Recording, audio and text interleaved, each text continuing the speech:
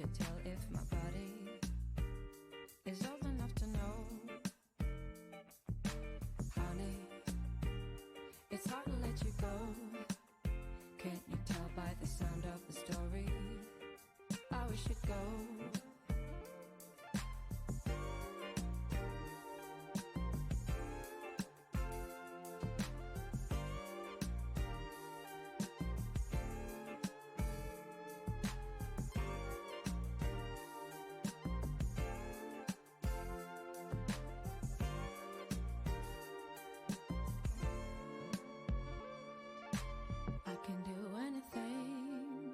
Kiss you when you're lonely.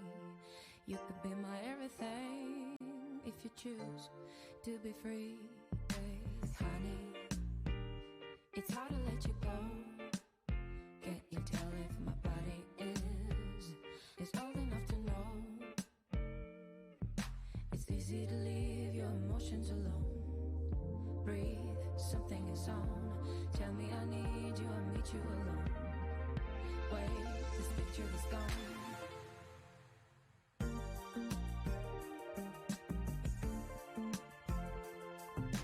I can do anything, yeah.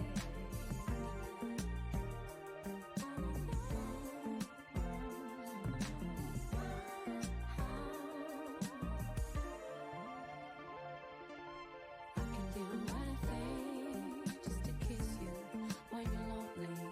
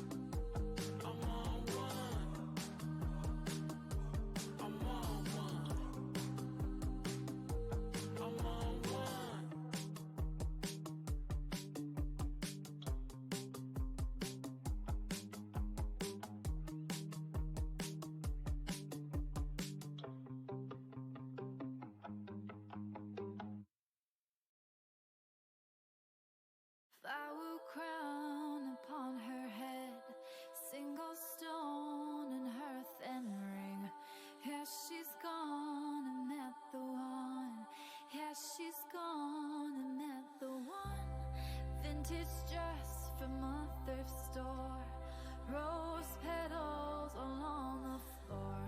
They swear it's gonna last, always swear it's gonna last. Don't know how.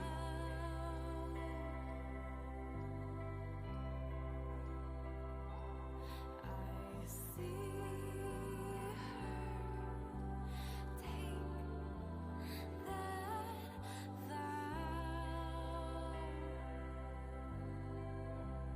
I will never be a young bride. I will never be a young bride. I will never be a young bride. I will never be a young bride.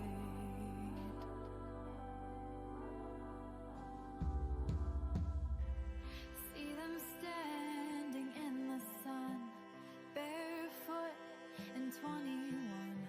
They want this moment to always last. Color corrected, concealed in glass. Walk down the aisle to Karen O, sipping beer and cheap Bordeaux. This is the best day of their lives. This is the first day of their love. Don't know how.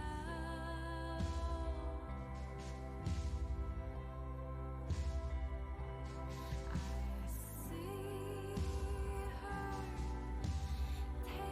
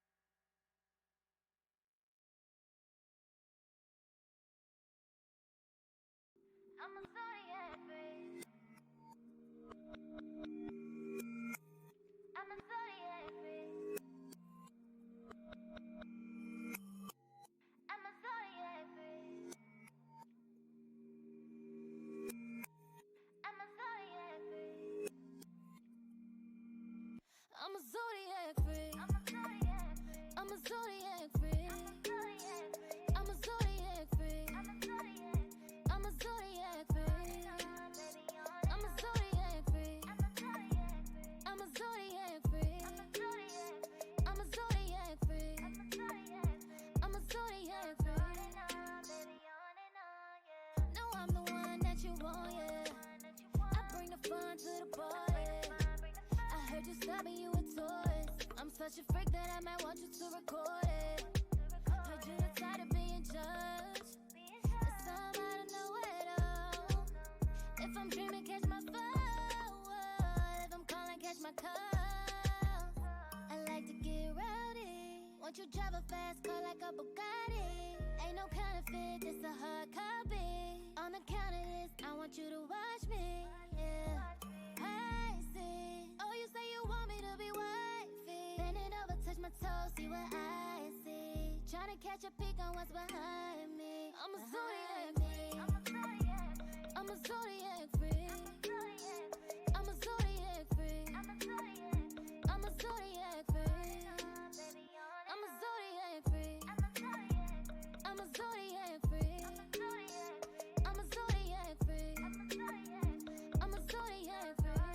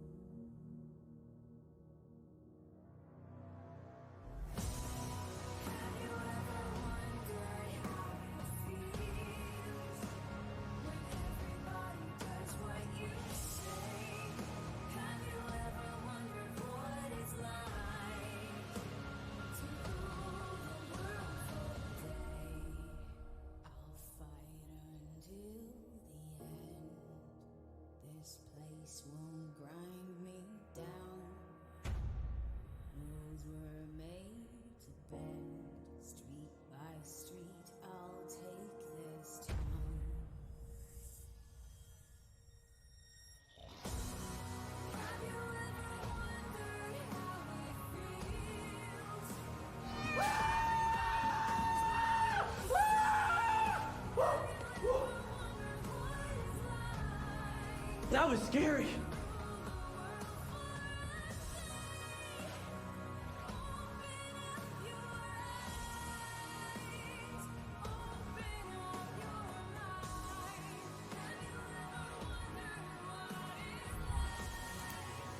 Hi, friends. Oh, yes.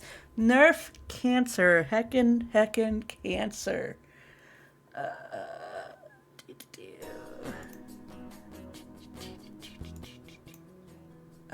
Is that too low for the music? I have no idea how the music goes. Voice.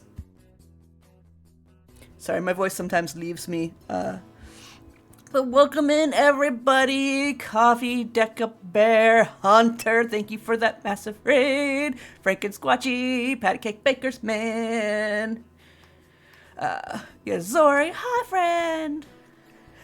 Rising Protostar, Zero to Angry, Crafty Old Goat, Fangle, Sarge T, Grinbringer, and of course, ZRS, and Pear, and Dylan's here, and so is Quap Mob.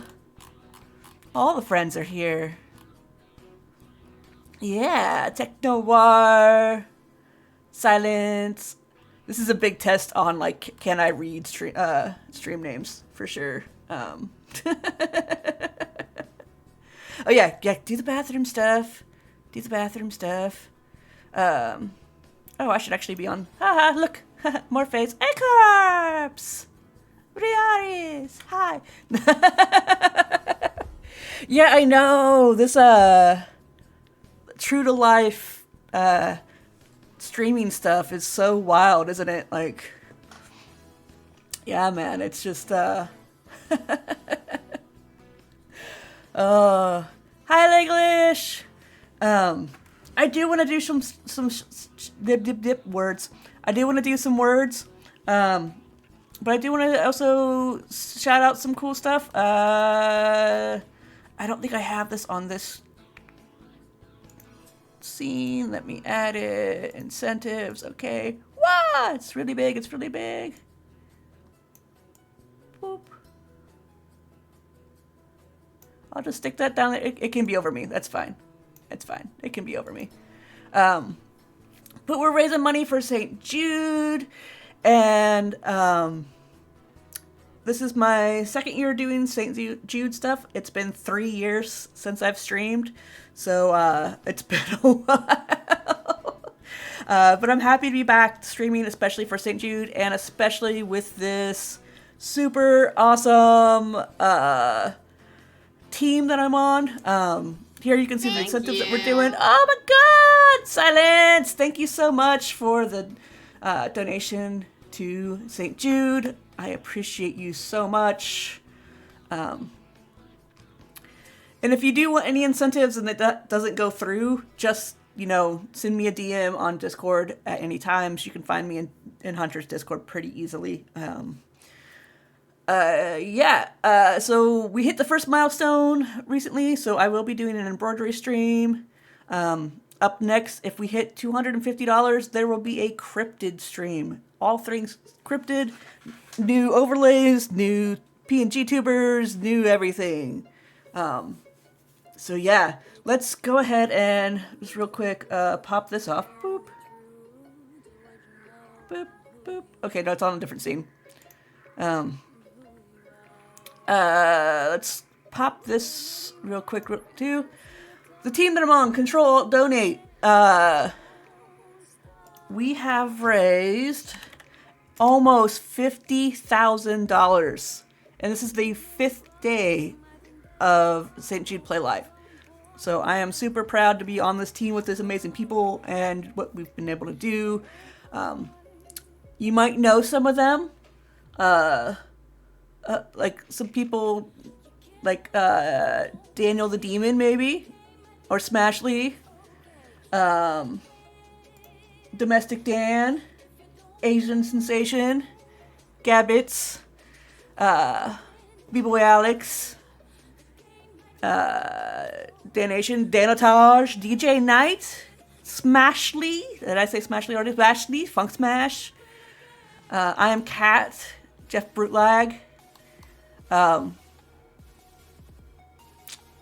Taffy's in the server. I didn't know Taffy was going to be on our team. Parallax Stella. Lack of Contact Rob. Ty Screams. Like, there's super... Like, that's just part of it. Classy Katie. Fried Pickles. Bunbarian. If y'all know Bunbarian. The lovely Bun Bun is also on that team. So yeah, like, there's a huge team. There's so many of us. But yeah. Today, we are doing some super cool stuff. Let me turn this off. Oh, that's the wrong one. This one. Hi, Roof Drunk. Boop. Okay, hopefully this works. Hopefully.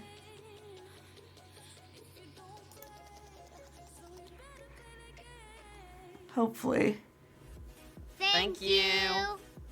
Yay! Hi! Okay, so your thingy thing's not coming up. Let me refresh it really quick. Okie dokie. Refresh cache. This is great. I don't even have to have my lights on. Yeah, no. How's the volume, chat? Well, chat, well. Very loud. Rude. That never happens. Hunter's never loud.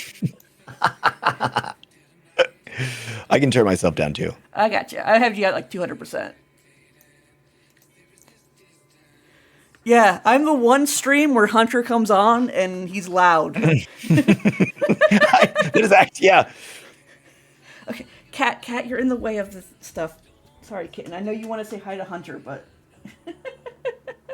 Hi, cutie. okay. Let me see why this isn't working. Discord streamer kit. Country Robins, if only that were true. It's for whatever reason, I actually show up really quiet on a lot of streams. Or in a lot of Discords. It's nice to be heard for once. Hi, names. I'm a little mushroom and streaming in the dark. Country Robin, stop.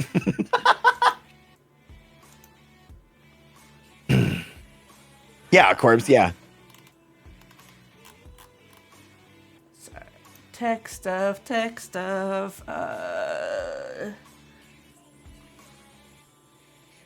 Supposed to work. Where's my...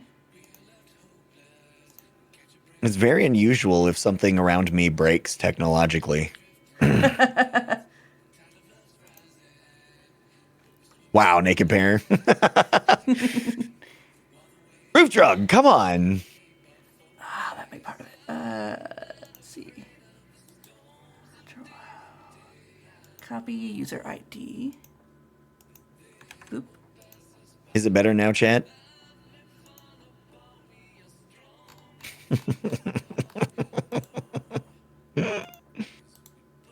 Oh no. Copy link. Close mouse. Yes, butter. Okay. It could be because like the new Discord links are really Oh wait, it's oh yeah, donate. copy. What about St. Jude? There we go. Yeah, I don't know why donate doesn't work. It's supposed to work. That's the story of my life. Oh, that actually sounds kind of like the story of my career. Get it?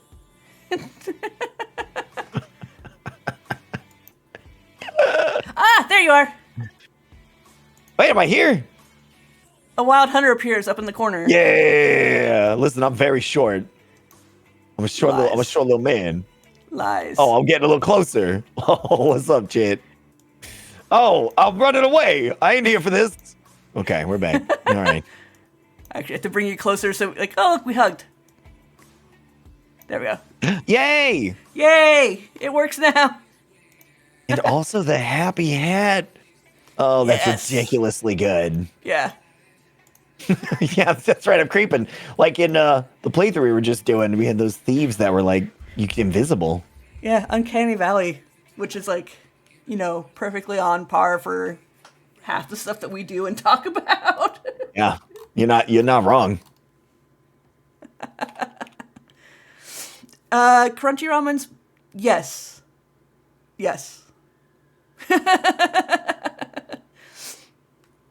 Is Hunter the Hat? Yeah. Well, that's the question I get. I get that very often.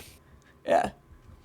I was gonna have like the eyebrows do like even more when you talk. I'm like, I can't. Like really aggressive eyebrows. Yeah. Yeah. Yeah. Just took a picture of Hunter, like just, you know, peeked into the window and just went boop boop. Oh my goodness. So how long have we known each other? God, it's been at least 5 years. Because I started working with you back in 2019, I think, is when we started working together. Is that right? I think so. I think that's what the year I went to England, and that was when I got the job offer. Like, my first morning in England, I woke up to the email from Loco saying, hey, we want you to work for Streamer Square. Nice. Yeah. And so, yeah, like, essentially Hunter and I have, like, our first interactions were just nonstop brainstorming. That's just pretty much been it. That's one of my favorite things to do. It's one thing that like never exhausts me. I don't know why. Yeah. And it's always fun too, because like in the calls we'd have to be like, okay, that's put a pin in that one because it's future. It's a future talk. Rini also knows how to diplomatically tell me to STFU. That's a real talent too. That one. Yeah, and that was back when you were like living in the city proper too, and so we would have calls where like Hunter just had to like burst out of his apartment because like I can't take these walls anymore, and he just like burst out of them like Kool-Aid Man style, and then like he'd go sit in a park, and we're like, where the fuck did all these birds come from, Hunter? Yeah, that's very true. Yeah, you'd be hearing all kinds of other stuff going on around me because this, I mean, it's like, you know, the parks in downtown Seattle. There's just tons of people. There's always people all over the place. People, birds, cars, occasional cars, lots of animals. Lots of fire sirens. Like, yeah, that's very true. That was very close. Yeah, the fire trucks. And then, like, man, was it someone using, like, a leaf blower all year round underneath your window? Or a snow blower type of thing? Yes. Constant leaf blowers. And yeah. Yeah. That was rough. Oh, gosh. Yeah. No, that was a fun apartment, though, because, you had a Domino's in the like bottom of your building. Yeah, we get Domino's all the time. Yeah, and so I would do that constantly. Like, Hunter, answer your door in 5 minutes. Yeah, it was very very convenient for my mouth pocket. Very inconvenient for my gut. Yeah, and possibly for your money pocket too. And for my money, yeah, depending on the day. Very true. Yeah. One of the things like that some people may or may not know, like if they've been in your streams, obviously, because these are mostly all your people. We did this thing, was it 2 years ago? The Artist Way little group. Yes. Yeah, and it's one of those things, like, I was thinking about, I'm like, God, there was something in that book, like, some sort of, like, thing, it's not coincidence, but some other thing, it's like, it would always come up, and I would always be mad. And I can't remember what it is anymore. I remember that. Yeah. Oh, but yeah, it was just, that was, something that I think that topic, despite me not liking that book, and you like loving it, it's like that topic though is like something that drives both of us constantly. This whole, what does it mean to be creative, and how do you foster and grow that? Which, like, I don't know. I'm at the point of where, like, I don't know that there ever is a proper answer to that other than just try things. But yeah. Well, you know, I don't think there's an answer. I don't think you can get to an answer. Yeah. I think you can only approximate it. You only ever get closer to it. And I think kind of holographically, that can also be said about creativity itself, right? Like, you're never going to be done as a creative, which means you can never reach perfection. You can never, like, nail it and then be like, oh, I've done all the creativity my little body can, and I'm done forever now. You'll never be complete as a person. You'll never be complete as a creative. You're never going to complete that journey and arrive at some final destination in the same way that I don't think you can get to an answer to the question. Yeah. Which, like, I think that's maybe one of the big hurdles of being a creative is realizing that, because like that I think it's the Ira Glass common quote about like we see all this great art, we see all this great creativity, and we don't let ourselves get to that point. Like, we stop short because we're so intimidated by the process of it. Oh yeah. Like, that's a bastardization of what he said, basically, but it's that whole, that's pretty much everything I say. Yeah. Because it's just like I think as creatives, we put so much pressure on ourselves to do these great works or have meaning in things, and we don't allow ourselves to just make shitty stuff and then grow through that shitty stuff to where we actually have like that vision of like, this is what we think art should be. Like, we don't allow ourselves to ever get to that part. And I don't know that all of us will always get there. Like, I'm never gonna, get to a point where my artwork is in a, well, okay, I won't say it will never get to a point where it's in a museum, but it won't be like in one of those like nice fine art museums. I don't want to be there. True. Really. Yeah. You want to be continually in the learning process. Well, no. Well, I don't know. Maybe that's a defensive knee-jerk reaction of like, I'm never going to get there. Therefore, you know what? Screw them. I don't want to be there anyway. You can't fire me. I quit. But there's also something with the level of expectation that comes from that kind of like, pedigree. I don't think it's the right word I'm looking for, but yeah. If I showed up in some like super highfalutin, highbrow place, then people build up all these expectations about what my next work should be like, or what all my next series should be like, or how I should converse with them in dialogue. And of course, going through, the 50s and 60s, well, so certainly starting in the 50s, going through to the probably 80s or 90s, we've collectively reshaped our perspective on what like an artist is like. Because you have, Basquiat and people like that are just like regular folk, just doing stuff. And if you ever got into a conversation, which I've had many conversations with Basquiat, if you ever got into a conversation with Basquiat, he's just a person. He's just a person doing person stuff. Yeah. Not some super pretentious, this like weird idea that we have about what a certain type of artist should be. I don't know where I'm going with this. No, it's fine. Like for me, it's like it kind of brought up the whole like Jeff Koons issue with me. Like, God, I hate Jeff Koons. I have so much. You know what? We watched a movie the other day for a movie, and there was a Koons thing in there that I was like, "Is that no? Get it out of here!" Yeah, it's because for those who don't know Jeff Koons, he comes up with all these concepts for artwork, and like probably the most well-known ones are his really giant balloon dogs that are out there. Which I like the balloon dogs, but I don't give him credit for it because part of Jeff Koons' whole thing is he has other people build this art for him. Yeah.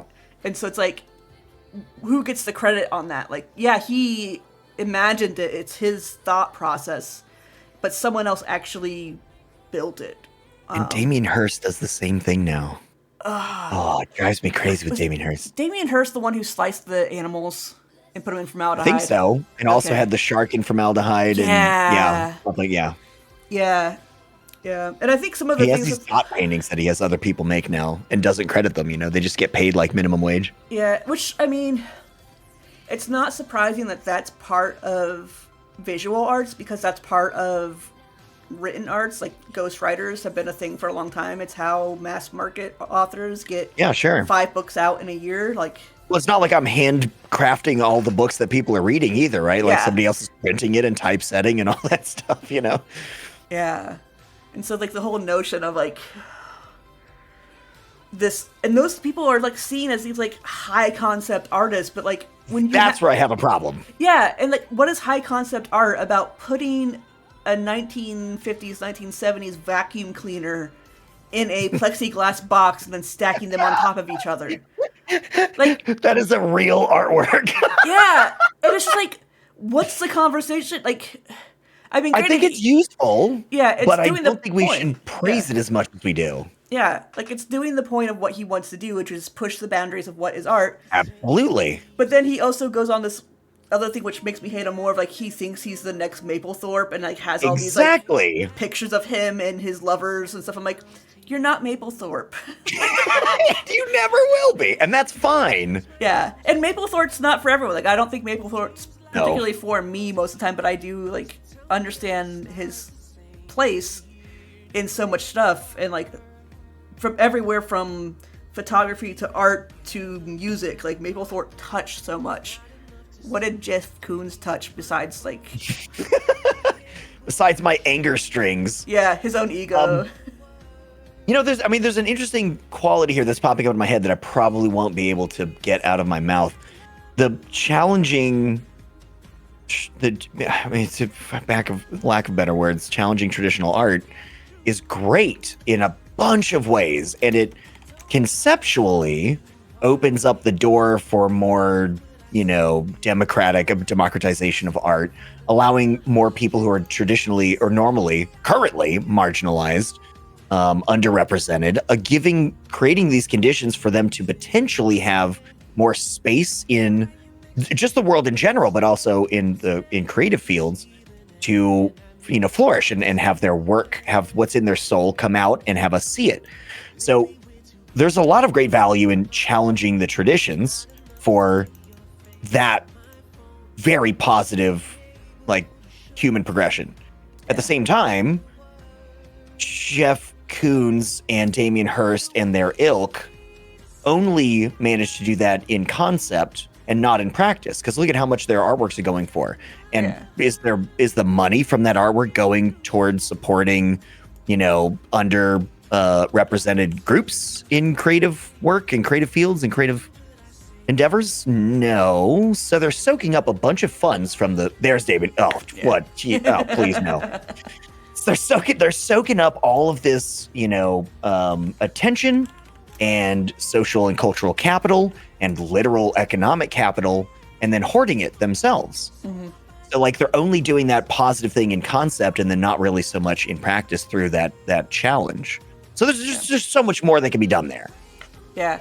Well, I think Rooftop brings up a really good point too of like, you have the red square, which I think does belong in, does deserve its accolades and stuff, just because of, I don't know, sometimes with modern art, like, I'm not a modern art person for most part, but like, I think when it truly can, like, subvert what people think of art, which I think is what Damien Hirst and Jeff Koons do. That subversion is valuable, yeah. But there's something about the two of them where, like, the subversion feels wrong, and I don't know if it's because, like, it's capitalism. It's like when an asshole is correct. Yeah. It's like, yes, you're right, Donnie, but you're also just an asshole right now. Yeah. You're not wrong.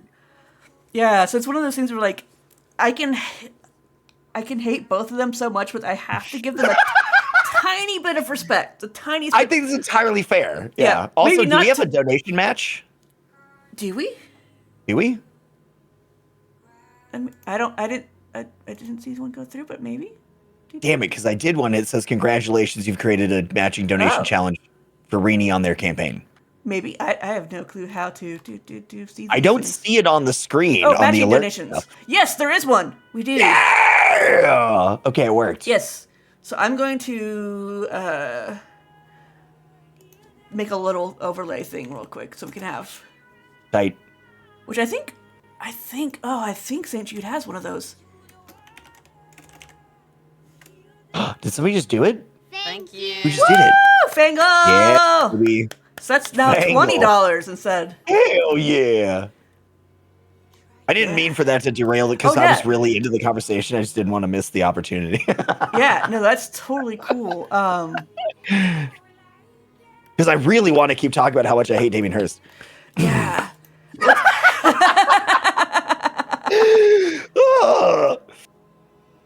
So much. I'm trying to see like where the. That's right, Frank and Squatchy. And I mean, what's his name with the Campbell soup cans or whatever? Yeah. Back in the day. What's his name? What was his name? Did the Elvis Presley and his. In the. That was his Warhol. Thank you, Rick. Yeah. Andy Warhol. Yeah. Andy Warhol post accident getting just like super capitalist with his art. I think it's one of the worst things to happen to culture altogether. Yeah, I think maybe that's why I don't like Damien Hirst and Jeff Koons as much, because it feels like a capitalist endeavor. Yeah. Now, what would be really cool though, I keep coming back to this, I've been coming back to this for years, is if they were doing this as a statement. So if they were not actually clowns, but were pretending to be as a kind of conceptual artwork that challenged the values of capitalism and whatnot, and going like, hey, pay attention to why this is so bad. And they were the art. That would be really cool. But I don't think that's true. I think they're probably just clowns. Wow. I cannot find exactly, Roof Drug. Yeah. Yeah. Yeah. Because I would probably do that for a little bit. I wouldn't be able to do it for too long, but I'd be like, Yeah. I'm gonna prove a point here. And it's subversion to make a point versus subversion to grow an ego. Like, Yeah. like I think ego plays into that quite a bit too. I have no idea where to find. Ego paint. Those are the only paintings I've ever done. Well, it's thinking back to one of the things that you said earlier about not feeling like you'll get out of, I don't remember how you phrased it, but basically like baby stages of art making, never getting to the point of being in the big old galleries, museum stuff, whatever. I think some of that is also just a matter of personal framing. And I speak from recent experience, something that just occurred to me out of nowhere. I mean, it wasn't out of nowhere. I just don't know where it came from. For a very long time, I've been working on these mountainscapes since before I started streaming, which was 9.5 years ago. So for 10 years or more, I've been working on this one broad approach to my own work, my own art. And for those of you who don't know, I was a career artist before I started streaming. And shifted gears at the very end of that career, and then never actually published that work. Never got that work into like galleries or whatever. So, mountainscapes, and in a kind of a traditional Chinese inspiration, sort of like mode or fashion. And working on this stuff, I always had in mind what the next improvement was going to be, and always contextualizing my current production, my current work, my current creativity, in terms of how imperfect it is now, and therefore how much better it can be with the next step. And so it was never complete. And at some point this year, in like maybe February, I was looking at some old works of mine, and I was like, oh, these are just good. I don't actually need to do anything more to this particular approach. This is just fine. And literally nothing changed. I didn't make new work there. That was work that I had done like 6-7 years ago. I looked at old work in a new light and really enjoyed it a lot more than when I was making it. It looked complete to me. It didn't look perfect. It looked done. And that blew my mind. Hey, we got it. Yeah. I'll just boop, boop, boop, boop, boop, boop, boop, boop. Oops, 1, 2 boops. And I think that's probably one too many boobs. Too hard. That's probably one of the most important things as a creative. The more I think about it, is, and I think probably most people would agree, is never striving for perfection, but just getting in there and getting shit done. Yeah, which I did find the quote from Ira Glass. It's a longer quote, but it's, nobody tells this to people who are beginners. I wish someone told me. All of us who do creative work, we get into it because we have good taste. Subjective, but yes. But there's this gap. For the first couple of years you make stuff, it's not that good. It's trying to be good, it has potential, but it's not. But your taste, the thing that got you into the game, is still killer. And so your taste is why your work disappoints you. And people never get past that phase and they quit. And he goes on and on and on. It's like you have to fight to get through that. Like you have to fight that gap between what your taste is and what your vision is versus what your skill is. And that gap is massive. Yeah. Like it's bigger than people think. Like there's a reason why like it took me years to kind of be comfortable with, this style of artwork with stick figures and stuff, and be like, yeah, no, this is actually pretty dope. I like what I created. It's funny. It's fits my personality, and it just works. And that's literally what I was gonna say. It works. That's the thing. It works. Yeah. And so and what that quote matches up with what we know in developmental psychology for art development and creative development. When talking about the plastic arts, people drawing, doodling, drawing with crayons, whatever. When you're 4, you make art that is reflective of your internal world and you like it. When you're 6, you still do that. It's different. You've progressed internally, your expectations have progressed, and your motor skills have progressed, so you're actually able to represent what's in your mind reasonably well, and you're satisfied. And that keeps going on, where your expectations get higher and your skill improves naturally. And then you reach a certain point, somewhere between like 10 and 14, if I remember correctly, where your expectation suddenly becomes realism. And realism is only possible with specific training and skill acquisition, which is not a natural portion of that progression.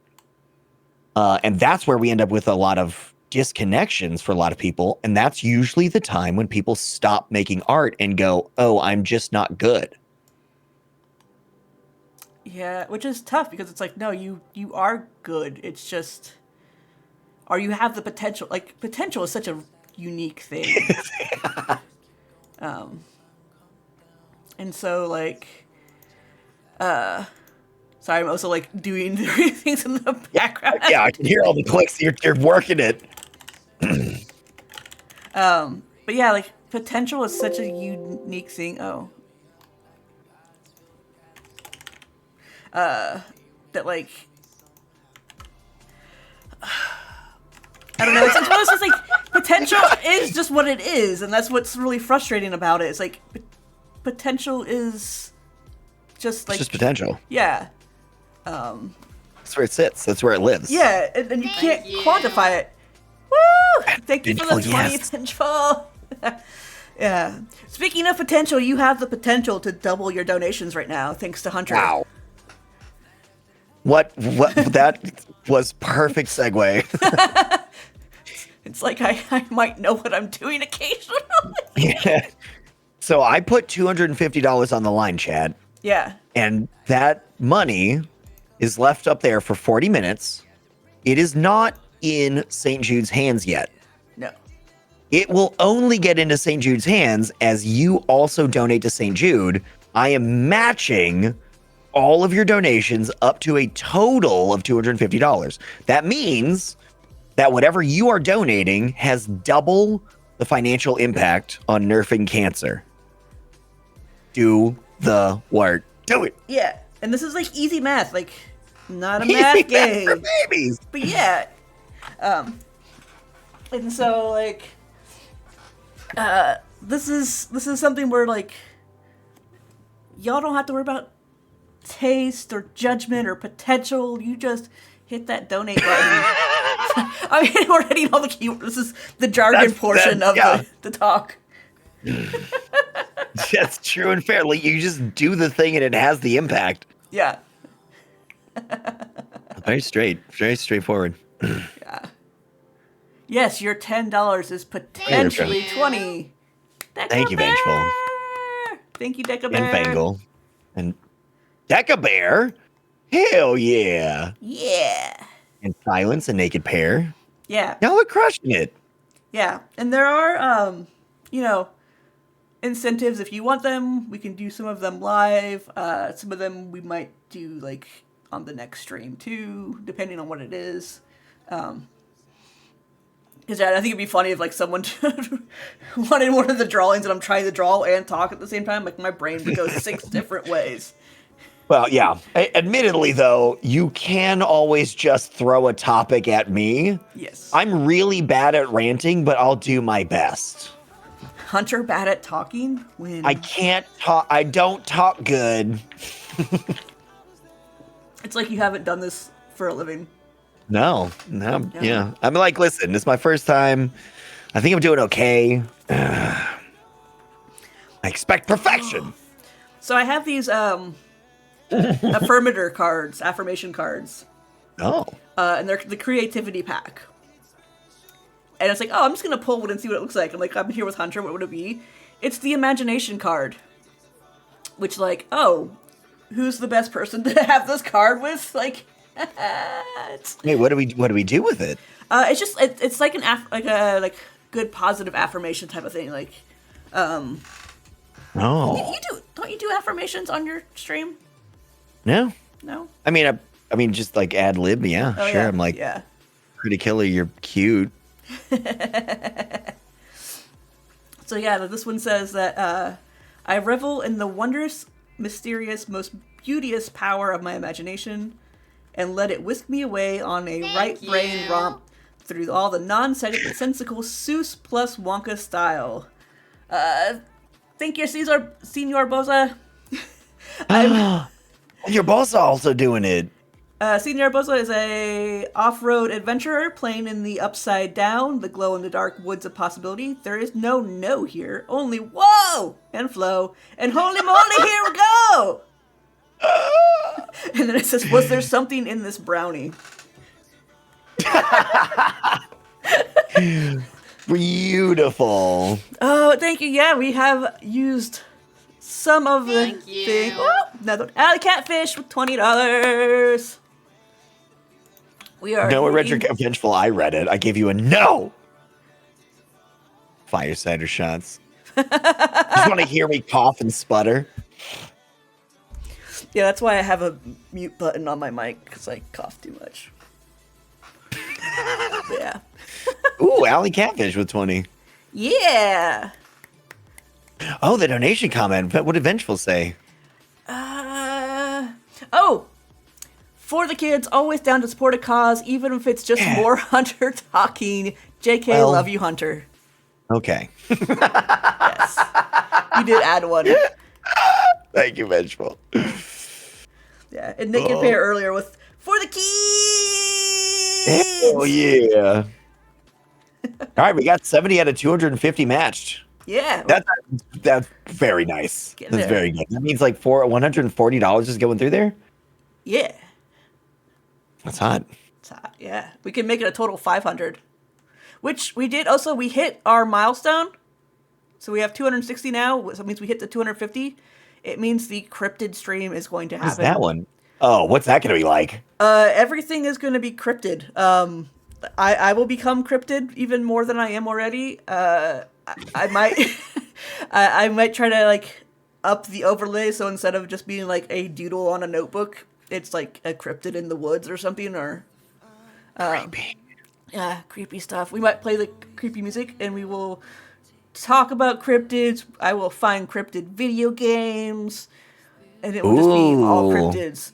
I might, if I can, I most likely will update all of my alerts to be cryptid stuff.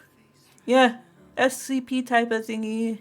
I have a nice little book that I got as a gift, I think during the Christmas exchange. That was the United States of Cryptids, and so we can go That's right, through. Lou. Yeah, and there's a really cool one. Hold on, I'm gonna go get the book. I will be back in like 30 seconds. Okay. Chad, you ready for me to carry this weight? I got you. I have seen such weird shit living on this mountaintop. I was talking about that today. I saw some aliens and a lot of really creepy lights that can't be explained. Well, some of them probably can be explained, but I can't explain them. I have no idea. I have no idea what the cause is. There's definitely, I mean, and some of them are like weird colored too. Thoughts and God damn it. It is aliens, I'm telling you. I've seen some weird shit. We always get back to aliens. Oh, what is this thing that I found? It was just so interesting. Not the wood booger. Oh, what the who? There's a wood booger somewhere. A booger? Yep, Like nostrils? apparently. Huh. Splintery. The truth is out there. I believe. I can't find it. But there's this one that just like the weirdest looking cryptid I've ever, which, I mean, cryptids get weird.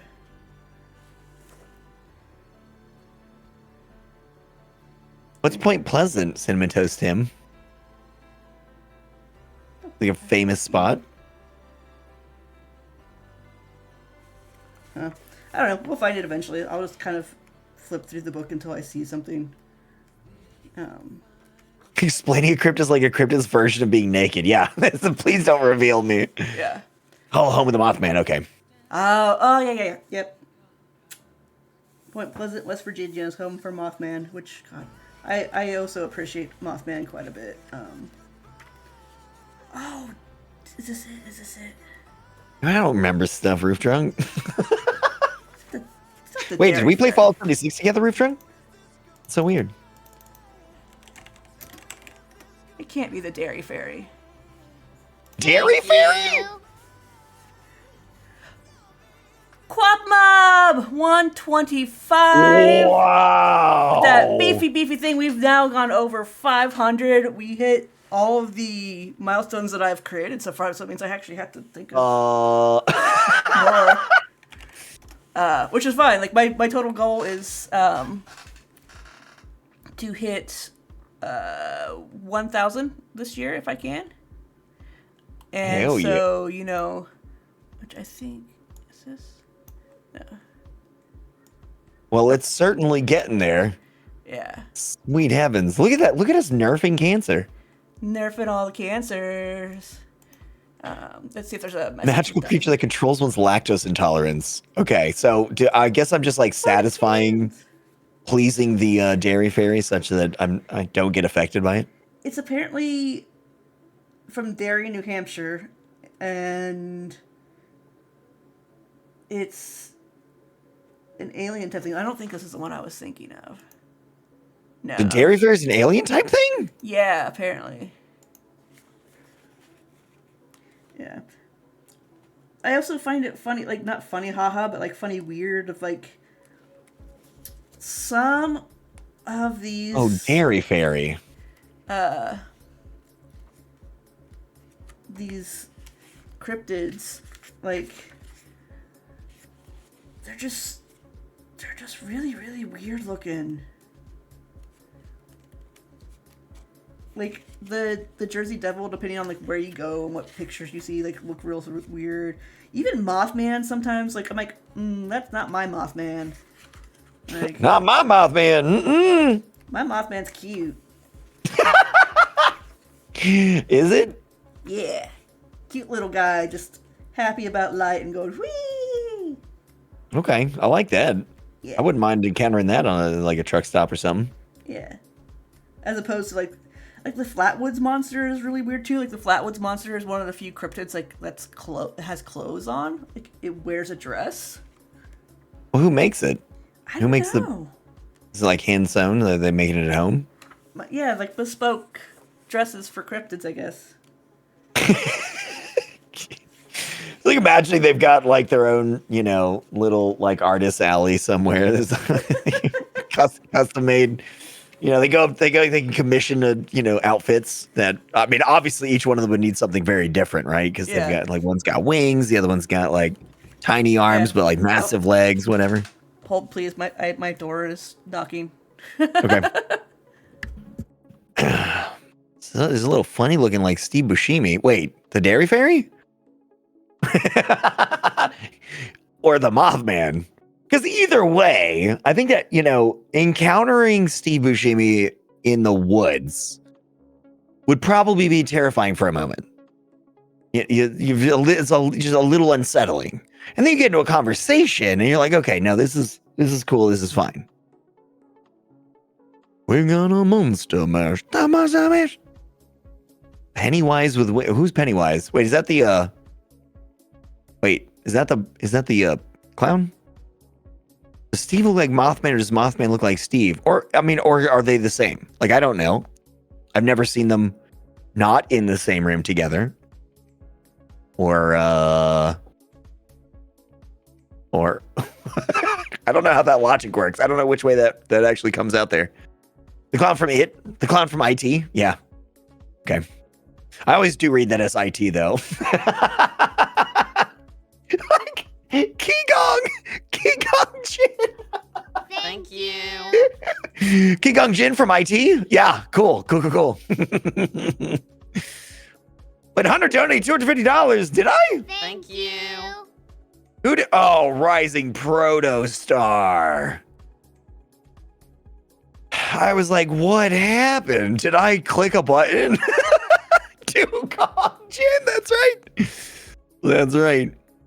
Thank you, Rising Protostar. That is a total of 620 race. And Rini, all they wanted to do was get to 1,000. Y'all have crushed it today. Found my found my credit card in the basement. Okay, Rising Protostar finished it off. Wait, what? We hit it? Yeah, you're at 620 total now. Woo! And I got 1,000 lifetime. Wow. Yeah, speaking of finding credit card in the basement, my mom, that was who just visited. Hi, Mom. She got like a mysterious text from what was supposedly her bank, but it wasn't her bank. And it's like, did you just spend like $900 over here? Mom's like, no, what do I do about this? I'm like, Mom, it's scam. It's a scam. Just ignore it. Don't click the link. Don't click the link. Oh, yeah. Yeah. Yeah. And so we just, had a little bit of like, yeah, no, just don't touch it. You're fine. Mm-hmm. Especially the beekeeper, that was a wild ride. Yeah. No, it's not the hodag. The who what? There's a hodag. What's your language? I know. Yeah. Frogman, yeah, I don't know. What?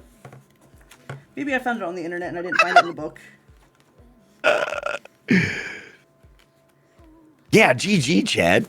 But yeah, no, Well awesome. Let's see if there's any messages that came along with those. Let me refresh. Boop, boop, boop.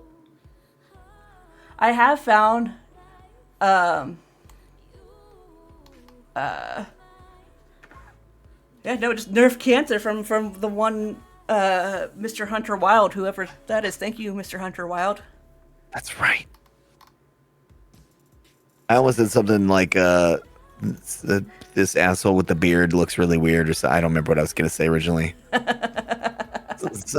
then I was like, nah. Yeah, which puts us, our team is now, I don't know if I have the team. Yeah, I do have the team on here. Boop. Team is like $200, less than $200 shy of hitting 50K. Wait, it's like the 5th of the month. I know! Do you know, like, who's partially responsible for all that awesomeness? You. Chat. Oh.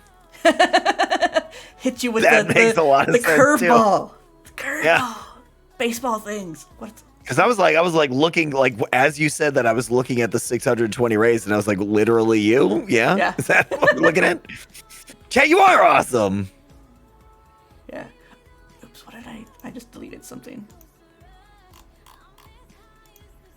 I think I have, yeah, I've got St. Jude alerts for like 20 different ways. Wait, are there squonks too? Squonks? I don't know. Last Romeo squonks? Let's see. Are those like squid? I wonder what kind of cryptids are like way deep under the water.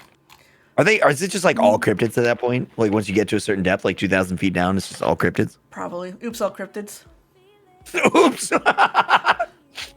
Yeah. Single. That's right. Okay, I'm gonna fix this overlay real quick. Paste. Okay. Oh well. It's not supposed to have the extra alert bar thingy, but that's okay. There we go. Oops. There we go. Now it's got appropriate things. Go back to here. It's amazing how much streamers have to do behind the scenes. Easy. Yeah, easy job. I understand why you guys are raking in millions now. That's right. That's right. I was going to leave this until later, but I might as well tell you now. I bought you a yacht. Nice.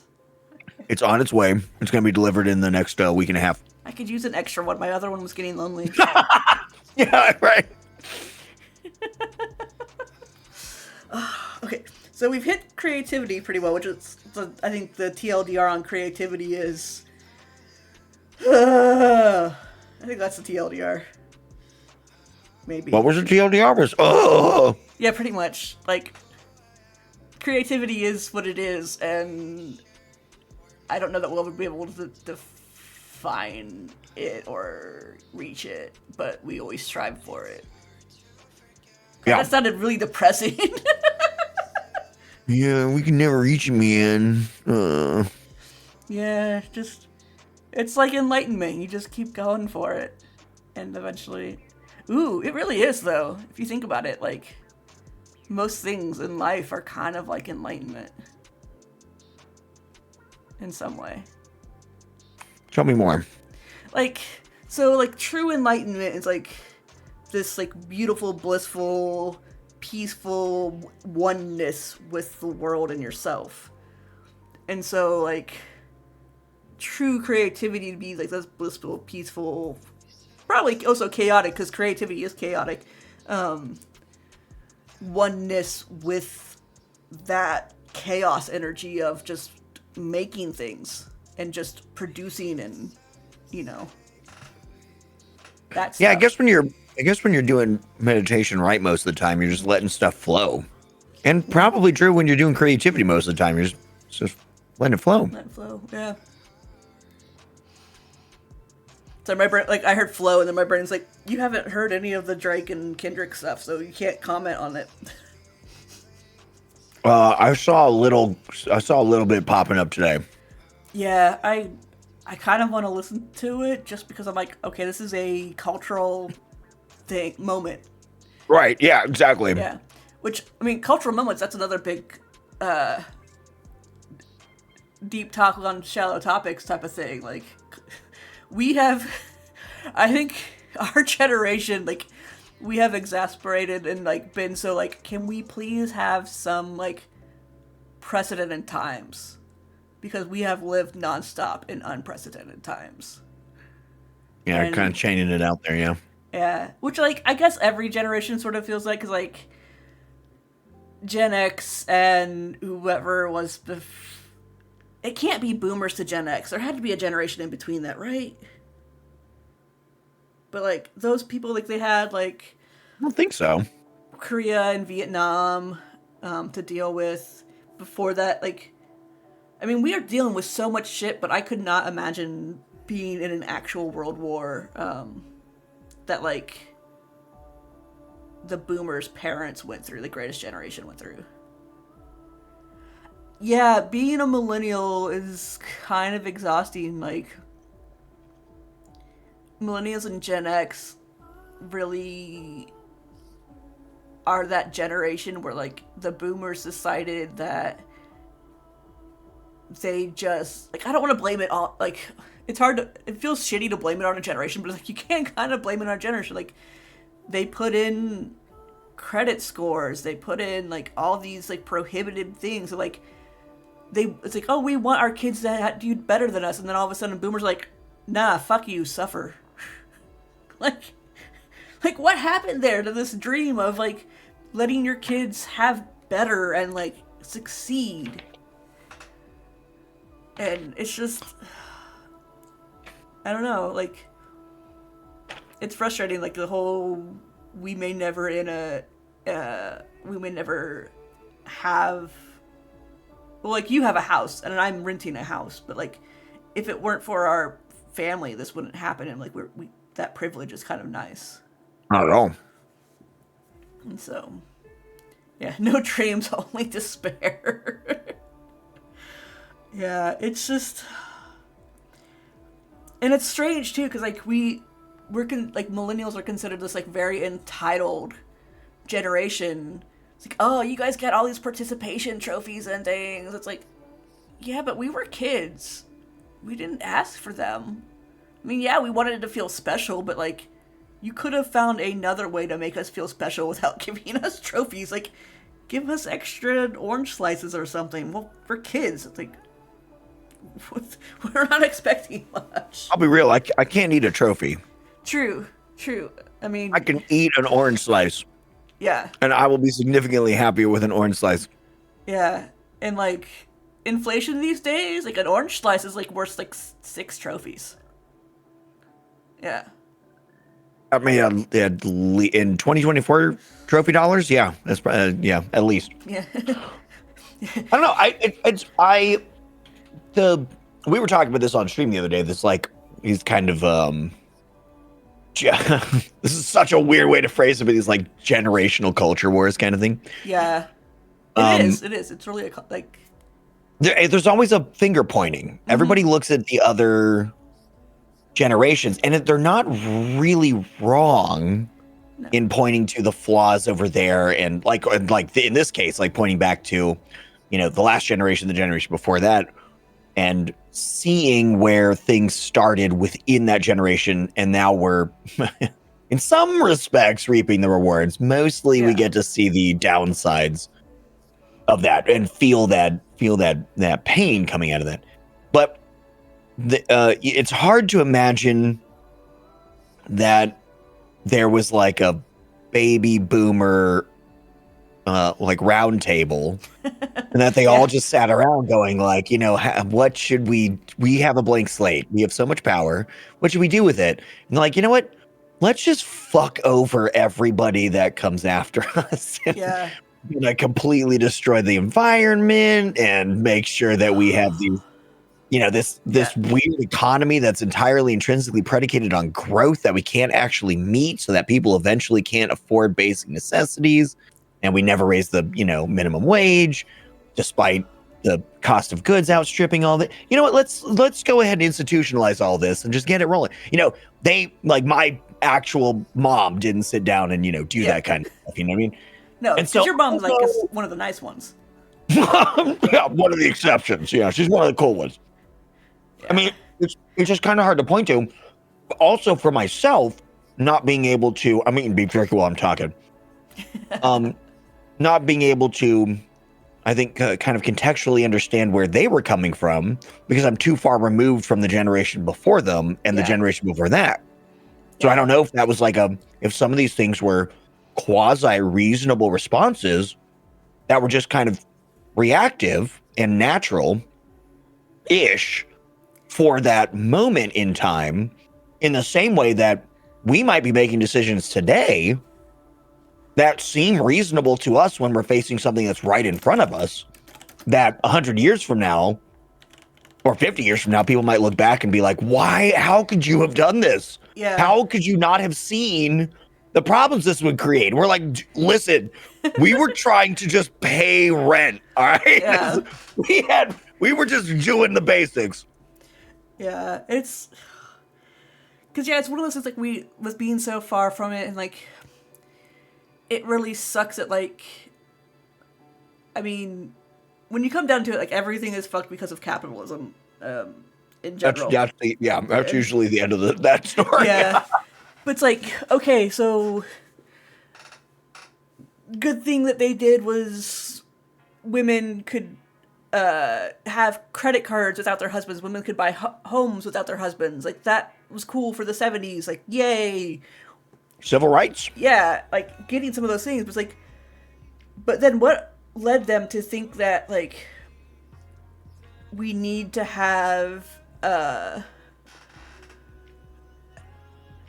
this cap on certain growth, like as far as like minimum wage. Like minimum wage didn't change for decades, but inflation did. So like there was no safety net to like get these to match. And then all these things have also like, I understand in some vague way why credit checks and credit scores might seem good, because like you want to make sure there's fiscal responsibility with all this shit. But in all honesty, like credit score is like the BMI. Like it's a bullshit number made to, only support one BMI, group of people. Yeah. I was like, what do they mean by BMI? Yeah. The body mass index. Yeah. Like, I was like, oh yeah, that is trash. It's just complete garbage. Yeah, like so many things in our society, like, are so tied into this helps this one small group. We're not going to necessarily care if it hinders the outside groups outside of them. And and it's... It's interesting. I'm sorry, I didn't mean to interrupt. No, it's like, it's just one of those things that like people are like, oh, don't get political. I'm like, well, this stuff, it's... Wait, who's telling you not to get political? just the world. I was gonna say I'll fight him in the street. Yeah, like it's just one of those things of like everything in our life has become politicized. Like my identity as a non-binary agender person has become politicized. It's just like when I would like, it's why I loved Helsinki so much, is just because like I could be there and not worry about like anyone caring. No, I think that's the end of the story, right? Yeah. You could just be there. Yeah, it's like You could just exist. I like here in Indiana, like I have a pride flag hanging from my rearview mirror, and I'm just like, is this the day that the person behind me is gonna like shoot me because I have this? Am I gonna get beat up? Yeah, it's just one of those things. Like, hostage coming out of the grocery store? Yeah, am I gonna like get treated weird because I'm in the quote unquote men's section buying stuff? I'm like, and I don't want to have to make up the story of like, oh, I'm just buying it for my brother or my boyfriend or my whatever. And I'm like, no, I'm buying this for me. Like, it's the same thing when it's like, oh, going through fast food. I'm like, nah, these 6 sandwiches are for me. Like, one person. Wait, how many? I don't think I've ever actually bought 6, but like I do definitely buy more than one my meal kind at a of time. Friday. Let's go. You seen the size of those $60 calzones? Yeah. Yeah. Size of your face. That's freaking huge. Yeah, and it's just so like. Well, the credit thing is interesting. Yeah. So I've never thought about it like this before, but for some reason it popped up when you mentioned it. I feel like, and I'm speculating here, this is not based on real information, but I'm on the internet so I can say whatever I want and pretend it's true. Yes.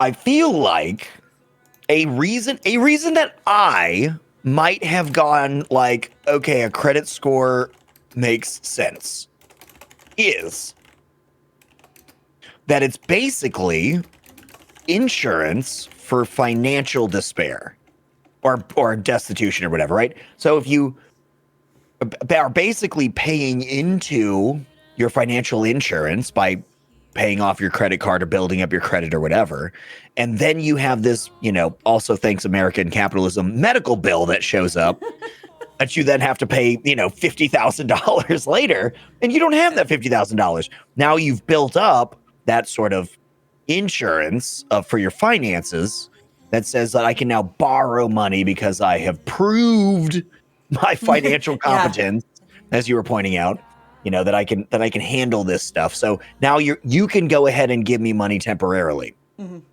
Right? It's like paying into a loan in advance. Except it's a really shitty system way beyond that. I mean, it's not justification, but there's a way in which I can see that could make some sense, that somebody would go like, no, this could be a really good thing for a lot of people who might run into, have a personal financial crisis, and this helps them out of that. We just want to make sure in advance that they can actually handle it or whatever. Yeah. Yeah. Which it's one of those things like these things, it's good in like right intentions, bad process. Which is just humanity. Yeah, in a nutshell. In a nutshell. Yeah, because like when you look at it, like no one country is doing it right. Like there was a really beautiful, I don't want to say, well, not necessarily beautiful, but a really interesting documentary. I don't know how long ago that was looking at healthcare across the country, across the world, and about like how no one country has healthcare and insurance and all that shit done right. But there are some that are starting to pick and choose some of the best parts from different countries and like, okay, what if we try to smash all this together? Can it work? And I think that's really fascinating. Like, I love countries that have good social programs. Like you look at the Nordic countries, Denmark, Finland, all of them. Like you can, and even in the EU, you can quit your job and have a safety net that's better than what we have for like our unemployment stuff. Like it's easier to get. Well, I say easier. There's still like challenges to it. My German colleagues at Throne definitely like, no, you can't just get it. You have to do all this and you have to have worked for this long. I'm like, no, I get that. That's great. But like, you still like, in a lot of these countries, like you can just, if the job isn't working for you, if it's not a good fit, you can leave and try something else and know that you're covered for a while and actually have that payment be covered. Like, it actually is enough to let you live on. You don't have to live in scarcity and despair. You're not forced into that by the system. Yeah, and it's just one of those things. I was like, I think that's one of the traits I kind of appreciate with myself, even though I know it scares the hell out of my parents, is like, I'm willing to make these big leaps and try things. Like, taking the job with Streamer Square was a big thing. Like, what the hell is all of this? I'm like, it's internet people talking. It's fine. Yeah. Hey, where did that little? What was that? What was that about? Did you see that? Yeah, it's the follow alert. Oh, that's so good. I have what I call is it quiet follow alerts? Follow alert. Hi, double tap. Soft follows. I don't know. Bots doing bots things, but I do soft follows where essentially the little thing comes up and says hi, and there's no noise with it or anything. That way, if people want to lurk and hang out, they can. If they want to talk, Raid Funk Smash! Funk Smash, baby! Howdy, friends! Oh shit! We hit 50K as a team! And Ace Hutner? Me! The Hutner! Let me boop. We hit That was a 50. Funk Smash. Yeah, what were you doing, Funk? What, did you get the maid outfit? Oh, what? Wait, tell me more. Yeah, that was one of Funk's incentives if they hit a certain amount, and I have to. you have to. Oop. Oh, fun. Well, congratulations. I thought of, like, what if I added a cosplay incentive to this? But I'm like, I technically have one. 1505. Nice. Gonna ooh, I love that. Hi, Pat. Hell yeah. Essentially, I can change my avatar. It's like, now I'm a possum. And this is basically cosplaying, right? What? Yeah. That's so good. Now I'm eating noodles. Or sort of eating noodles. I'm just holding a bowl next to me. Yeah. Yeah. I love this PNG tuber tool. So yeah, that is one of the donation incentives. People can change my PNG tuber. There are 6 options. That's incredible. Yeah. Because I was like, oh, I love mine. I think it's great. But like, if people want to have it changed for at least an hour, they can do that. And so that's basically me cosplaying. We can add some cosplay ones. Yeah, that'd be cool. Yeah. One of the milestones that one of my teammates, you may know her, Danica Rockwood, maybe? Uh-huh. Yeah. Danica is actually going to cosplay as one of our team members if she gets a certain milestone. So, like, I can't wait to see who she cosplays. That's like, there's so that's many. what I was gonna say. Is like, do we know which one, or is it like a chat vote thing, or? I don't know. I hope it's a chat vote thing. Which I think we're gonna do the embroidery stream as a chat vote. Like, chat can vote what I embroider. So we'll have that set up this week and like figure out a good place to do the voting. It'll probably be on Twitter, even though Twitter's a hell site. But like, either that or I'll make like a straw poll and just post it like 7 places. Yeah. Well, you could always do. I don't know if this is a feasible thing, something that you want to approach it with, but a donation vote, right? Like $1 per whatever thing you want to see, and then you do whichever one gets the most. We'll do that. Let's see. Polls. You call her Ranica? Ranica, yes. Ranica is, so the long story is, when we were trying to set up our team on Twitch, like our donation team on Twitch, you know how, like, you have, like, the flagship and all of that, and, like, it's all set up real pretty, and the name is correct and everything? Well, when Danica... You know how the name is correct and everything. Yeah. Yes, okay, all right.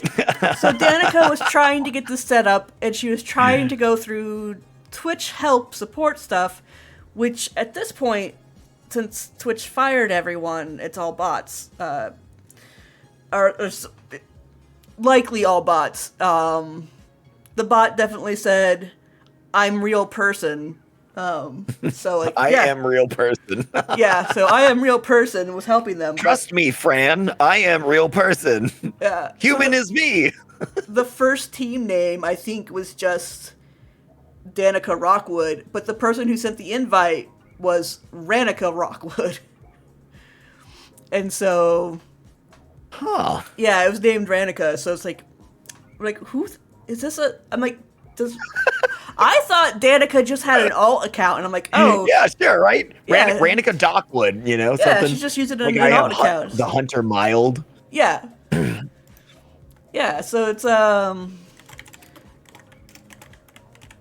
we just thought that, but it's like, but then the team name was just, Ranica Rockwood, and it's like, what? Okay? What was, okay?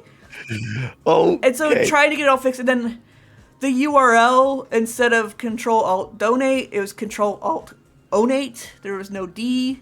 What? Yeah, and so she's just going on, and I was like, I just want the D! And like, that's the whole team chat. That's her screaming that. And just losing her shit. Yeah, she was losing her shit. And eventually what happened is, like, we had to, like, just, because they couldn't change the URL, they just deleted the old team and made a brand new team. So our team is correct now. So, well, that's good. We got there in the end. Yeah, so, like, the team link actually is Control-Donate now, and you can see all of our lovely people. Which I do want to say, all of the artwork and stuff, all the emotes that are done for it, all of the branding and whatnot, that's all I Am Cat. Super amazing. Cat did that. Cool. Yeah, so like everyone give Cat some love, because I know Cat's like, Hell I want to yeah. just make sure I'm helping out. I'm like, Cat, you've done so much. Like, and everyone in our team is like, Cat, you have helped out and done so much. Like, don't feel like you're not helping, because you are. Yeah. Yeah, and we also have team merch and stuff, which I'll have to get the link for that, because it's on Smashley's channel. But yeah, I got a team t-shirt, which on the back I might like put either I Am Real Person or Team Ranica on the back. I am real person. Yeah. I definitely want one of those. Yeah. Not bot am real. Yep. And then like I got a really cute hoodie that has like some of Cat's drawings on the sleeve and stuff, and it's just a nice pretty blue. I'm like, oh, I needed a new hoodie, so like, yeah. Nice. Just kind of nice to have, because, yeah, needed things. But yeah. In quotes, I am quote real quote person. Yes. Oh my gosh, speaking of like absurd quote usage, when I was, I think, 13, my great aunt and uncle, they would always get me like these weird, out of place, girly gifts for Christmas, which was fine. Like I have a creepy porcelain doll down in my mom's basement that they had gotten me, because they're like, oh yeah, little girls love porcelain dolls. I'm like, no. Wow. But they decided to get me this like silver hairbrush and mirror set, which it wasn't real silver. It wasn't pewter or anything. It was plastic made to look silver. What? Oh, Yeah. no. And that's the Christmas year that they're like, oh, honey, we're sorry. We'll start getting you like more teenage gifts, because we realized that these are too young for you. I'm like, yeah. But on the card, they put to such a special, quote unquote, special person. And I'm just like, yo, do you understand what that's implying? You can't really do that. No. Yeah. Which, I mean, I loved their house. Their house was like maximalist to the extreme. Like, I don't know if you could find a plain wall anywhere in that house. Like, I think like chock full of stuff. like just artwork. I think only in like the little formal living room, or not even living room, like sitting room, where they had like the pink and white Christmas tree, like the vintage pink and white Christmas tree with vintage mid-century. Pink and white. Yeah, it was just beautiful. Like that room too. Like the house was beautiful. I should ask my cousin if they still have the house in the family, because I'm like, I kind of want to go through and just take pictures to have, because Oh yeah, sure. it's just like every room was so unique and had such cool pieces. Like the table felt like this big wooden table that you would see in a castle, because like all the chairs were really ornate. And like then you go into the kitchen and it's more country style, and like the living room stuff has like a bunch of Coke stuff everywhere, and like the walls have glass shelves that are full of like old farm, like smaller farm equipment stuff, and like old Whoa. guns and things, and like Okay, then- this sounds like a very interestingly, Yeah. beautifully eclectic house. yeah, it was just so eclectic and fun. Like as a little kid, and like in the bathroom after you close the door, like there's a little swing doors to like get to the toilet and the shower, but they're the Western saloon style doors. I'm like, oh my! I played in that bathroom so much. Like, this whole place, like I really, really want to like take pictures and send it to you. Like it's just so cool. The barn was full of all sorts of stuff. It's like this is the type of house that the Pickers TV show would love, because there's just Yeah. Oh hell yeah. so much stuff, and it's just like I always loved going there, even if it meant that like my great aunt who smoked like cigarillos and would drink eggnog like, would then go kiss you, and it's like cigarillo. Gross. Yeah, it's like I would do that, and then she would have like she has a ceramic kiln in her basement, and it's like I want that kiln. I want What? She had an organ in one of the rooms. Kiln? Yeah, An organ? yeah. It wasn't Hold on a skee ball. second. How big is this house? Just like a mid-century ranch, one story, but it had a basement. What? Yeah, but it's When you said maximalist, I did not think my way all the way through it. yeah, it's just so unique. Like in the basement, it wasn't a pool table; it was a snooker table, which is like Oh yeah. it's pool, but the pockets are narrower, so it's like harder to get in. We got banned from that for at least 1 year, because we, instead of actually taking the cues and like playing, we would just take our hands and just like speed the balls as fast as they could, and they would Oh, eventually classic. Yeah. bounce off the table. And my uncle's like, "You kids cannot do this." Like, okay, sorry, Uncle Bob. But yeah, down in the basement was one of my dad's things, and it's not a skee ball machine, but it was an old-fashioned bowling arcade machine. What? And it was like, I really wish that like someone had space for this and could fix it up, because it was the coolest thing ever when it worked. But yeah, it's just like this little bowling alley, sort of like a skee ball thing, but instead of rolling up, it just goes and hits these pins that are connected to the top, and they just pop up when you hit them. Oh, I know what you're talking about. Yeah. Which maybe, let's see if I can Google bowling arcade machine. Let's see. Where's the Firefox? Put this on the background. So it was, yeah, like this old one. Like these old ones. Yeah. You can't really see because it's on the other side, but yeah, like these things. There, it's below Hunter's arm now. It's in his armpit. But yeah, You're welcome. my dad owned one of these, and I was just like, Dad, seriously, like, where did you get this? I think I actually do have room for that. Now we just gotta get it out to Washington. Easy. Easy peasy. Super easy. But yeah, like... Because I have this like weirdly double wide hallway. I don't know why. Oh, you're one upstairs, yeah. Yeah, this weird. It's such a wide hallway, and it makes no sense. There is actually space for one of those things in there. What you should do is get one of the indoor bocce ball sets and play bocce ball. Oh, my dad would love that. Yeah, I just got my first bocce ball set. Like when Wesley comes here in 2 weeks, we're gonna play bocce ball in the backyard. Hell yeah. Which I really want to play. It's petanque. It's like What is that? it's similar to bocce ball, except that the balls are smaller and typically metal, and instead of bowling them, you kind of toss them like Petanque. underhand, yeah. And so, which the only way my introduction to petanque is just kind of dumb. I was watching Amazing Race, and that was one of their challenges, and it was just like, I love this game. Yeah, it's played on gravel, and it's just like, yeah, the closest to the jack, the little ball, the little pig ball thing. Interesting. Wins.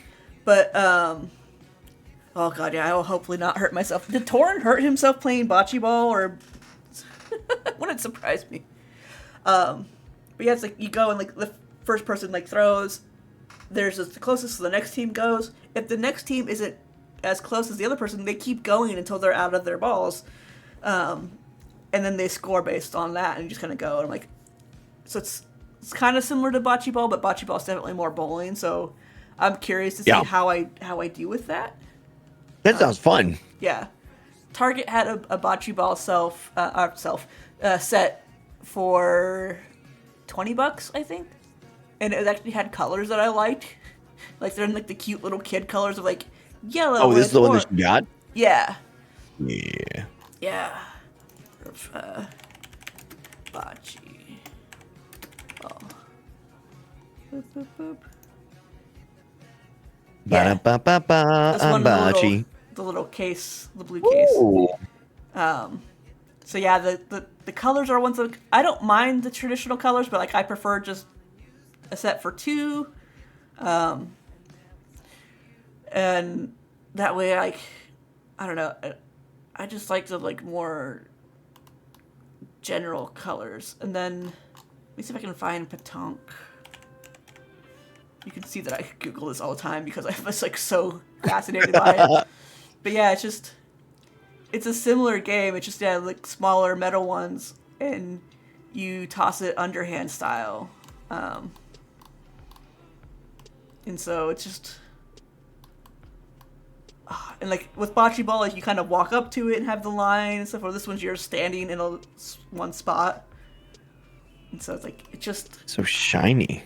yeah, it just seems really interesting. So I'm like, I love this idea. I love old man games. Classic. In the top 5. What?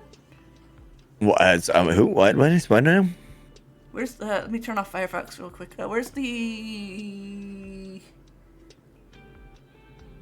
team scores? Oh, I have it over here. Tiltify. Oh, Torrent. There's a Number 4.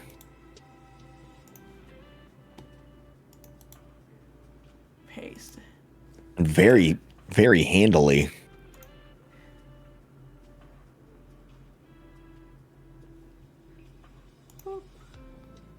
Streamer spear. Hopefully, I also like maybe I should be careful pulling up Twitter online just because. Yeah, that might. Yeah, sometimes that is entirely fair. Yeah. Nice. Yeah, our team is number 4, which is awesome. Little Simsy up there, number 1. Little Simsy always crushes it every year. Yeah. Center Stage crushes it. Like we're barely behind Center Stage, which is really cool. Side Quest is kicking up there. Nice. I don't know who the creators for Charity are, which is I'm not sure who that is, but that's really awesome that they're there too. Like the fact that we have 3 teams that are over 50K, and then Simsy up there with the 100K, like that's just so awesome. Yeah, 2, 3, and 4 are like right there, right next to each other. Nice grouping. Yeah. That's very nice too, because then people go extra ham for the like stat victor competition, which is really nice. Yeah. And if like number 1 is at 1 million and number 2 is at like 100,000 and number 3 is at like 2,000, it's like okay. Yeah. We were second for a short time, which was awesome. Second? Yeah. For a brief moment, we were number 2. But yeah, this is awesome, and a lot of our people haven't started yet, which is okay. Yeah, I think this is gonna be a fun St. Jude season. Like, I'm excited for what content creators are gonna do all in general. Like, and I gotta think of more milestones. Like, there's gonna be one for 750, so we gotta figure out what that's gonna be. And then yeah, the next one after that would be the $1,000 one, which, yeah, it's just like I was definitely like, oh, I think I can hit that 500 goal. I think I can do it. I just didn't think we would do it on our third stream, and so super thank you to everyone. Got him. Yeah. Oh, you guys cat me. Oh darn. Dang it. Oh, yeah. Yeah, it's just really, like, as you were saying earlier today, like, all this stuff just letting kids be kids. Like, That's what I'm saying. yeah, like, not having to worry, not having to have your parents worry about things, like, oh. Speaking of let kids be kids, like, okay, back to the sort of, like, deep talk, shallow topics, and the whole generational thing, too, is, like, our generation really got blessed with the lack of helicopter parents. Like, we were latchkey kids. I know I was. I don't know if you were. Like, you just got to go home after school and have 2 or 3 hours without your parents. And that was just your time to max be a kid. Hell yeah. I started so many little fires. Like, I was a little kid, like, matches, yay! Or, like... There was a lot of that in my early high school years. Yeah. A whole lot of that. Yeah. Allegedly, yeah. Or, like, this was more, like, middle school, elementary me. Like, I would, try to make potions and soups in the kitchen sink with, like, the dirty dishes and the dish soap, because I just thought that, like, the... Oh. Like, reflective Early kitchen magic. Yeah. And so, like, did that for a while. I found our food skewers, like the bamboo skewers, and I would poke grapes and try to roast them over our gas stove. Greenie, what the fuck?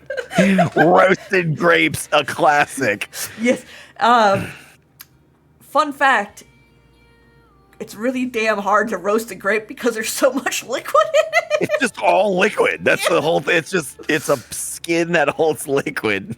Which, like, you can grill watermelon, and grilled watermelon I love grilled water. Yeah, but, like... Just grilled water. Very good stuff. I don't know what I was trying to do. Like, I wasn't even thinking raisins, because, like, I was never really big on raisins, so I'm just like... It's all liquid. I'm like, I'm gonna grill this grape, and I'm just like, God.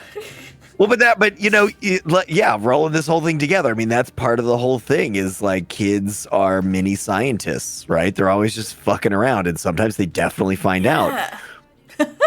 And that's that's part of the cause of St. Jude is letting kids be able to just do that shit, not having to become mature little people at 8. Yeah. And having to deal with life and death and reconcile mortality. Instead, they just get to roast grapes. Because they don't have to worry about this stuff because people put their hard-earned money on the line for St. Jude to be able to do their work. Yeah. Like, I'll never try roasted grape though. That's out of my wheelhouse. No. Yeah, if I ever come out and visit, we'll have like a little fire pit. Be like, we're making s'mores and grapes. And grapes. Okay. Yeah. Sure. Okay. Yeah. Slightly warm grapes. I mean, I would rather have a hot grape, I think, than a cold one. You don't want to do the whole like freeze them and cover them in Kool-Aid powder. No, absolutely. Well, okay, you're starting to speak my language, but no, a frozen grape, absolutely not. The only food that I like really cold is just ice cream by itself. Anything else is, I don't want anything to do with it. What about really cold salads? Well, no, you don't. You do No. leafless salads. That's weird. Hell yeah. And I have them hot. I put the protein in the bowl first. I put that in the microwave, and then the bowl gets heated up and everything. Then I dump all of the salad stuff in there and mix it all together so it gets warm from the hot bowl and the hot protein. And then the whole thing is a warm dish without actually like cooking the vegetables. Are you sure this isn't like a grain bowl? There's no grains in it. Are you sure No, this it's isn't like- a protein bowl? Yeah. No, it's like a normal, it's the same thing as if you had a steak salad, right? Which is a normal leafed salad for those gross people who like leaves, disgusting, and steak in it, right? So you have your proteins as part of the thing, and then it's just like a bunch of whatever else, and then you're dressing. Yeah. I have a ton of vegetables in there. Tons of vegetables. I am someone like I would end up paying a lot at the campus salad bar because I'm like, I want this like giant scoop of ham. I want giant scoop of Hell cheese yeah. and beans. Oh yeah. And then get the sunflower seeds on there and peas and I love, carrots. yeah, I do love nuts in a salad. Like Yeah. pine nuts in particular, I think is my favorite one. But like little ones, like, yeah, Yeah. exactly what you're talking about. Yeah. Like Get that little crunch hell in up on there. it. But I still want my lettuce in there because the lettuce is what holds a Lettuce lot is more very of good. the dressing. I think part of my problem ends up being all the air. I like a dense bite.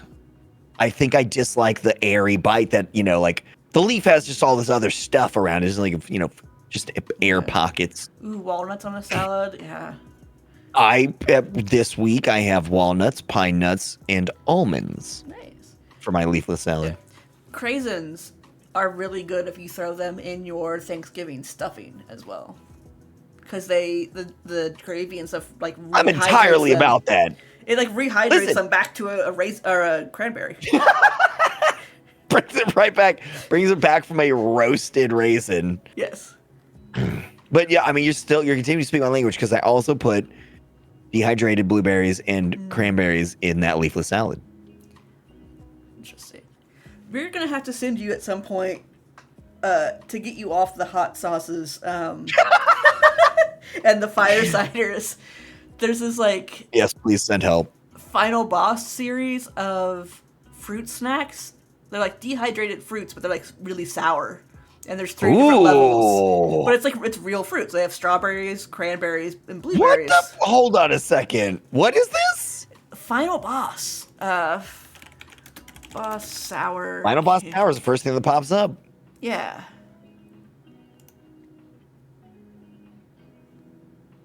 Sour yuzu pineapple. Yeah. So these are all just like different levels of things, but it's like actual fruits, dried fruits with sour stuff. I'm like, this is, what? Dude, I was yeah. tempted, but I'm like, I'm weird with dehydrated fruits sometimes.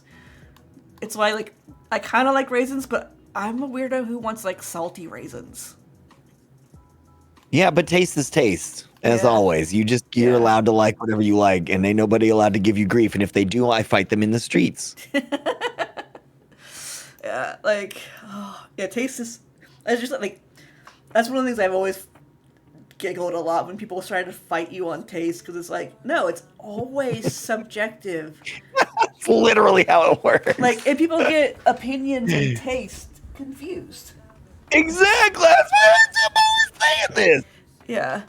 And, Opinions are predicated on fact or perception of fact, and taste is not that. Taste Yeah. is just your own, just your internal, however that is governed internally, not externally, and nobody else has to share it with you. It's just your world, how your world works. It just is allowed to exist. Yeah, I don't like tea. That's a taste thing. Quite literally. I also don't like tea.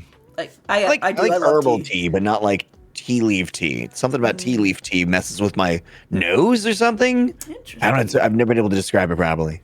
Yeah. Or I don't like this TV show. I don't like the sport. That's a taste thing. That's not really an That's a opinion taste thing. Yeah. If you say, however, it's bad because, then you're moving into opinion territory. Yeah. Yeah.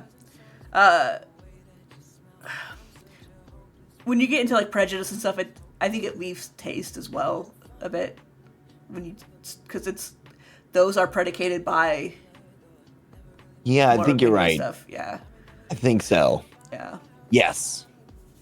Yeah. It's how you think the world is. Yeah. Which is what opinions are, versus how I receive the world, which is taste stuff. Yeah, which like hating Damien Hirst and Jeff Koons is still a taste thing, even if it's correct.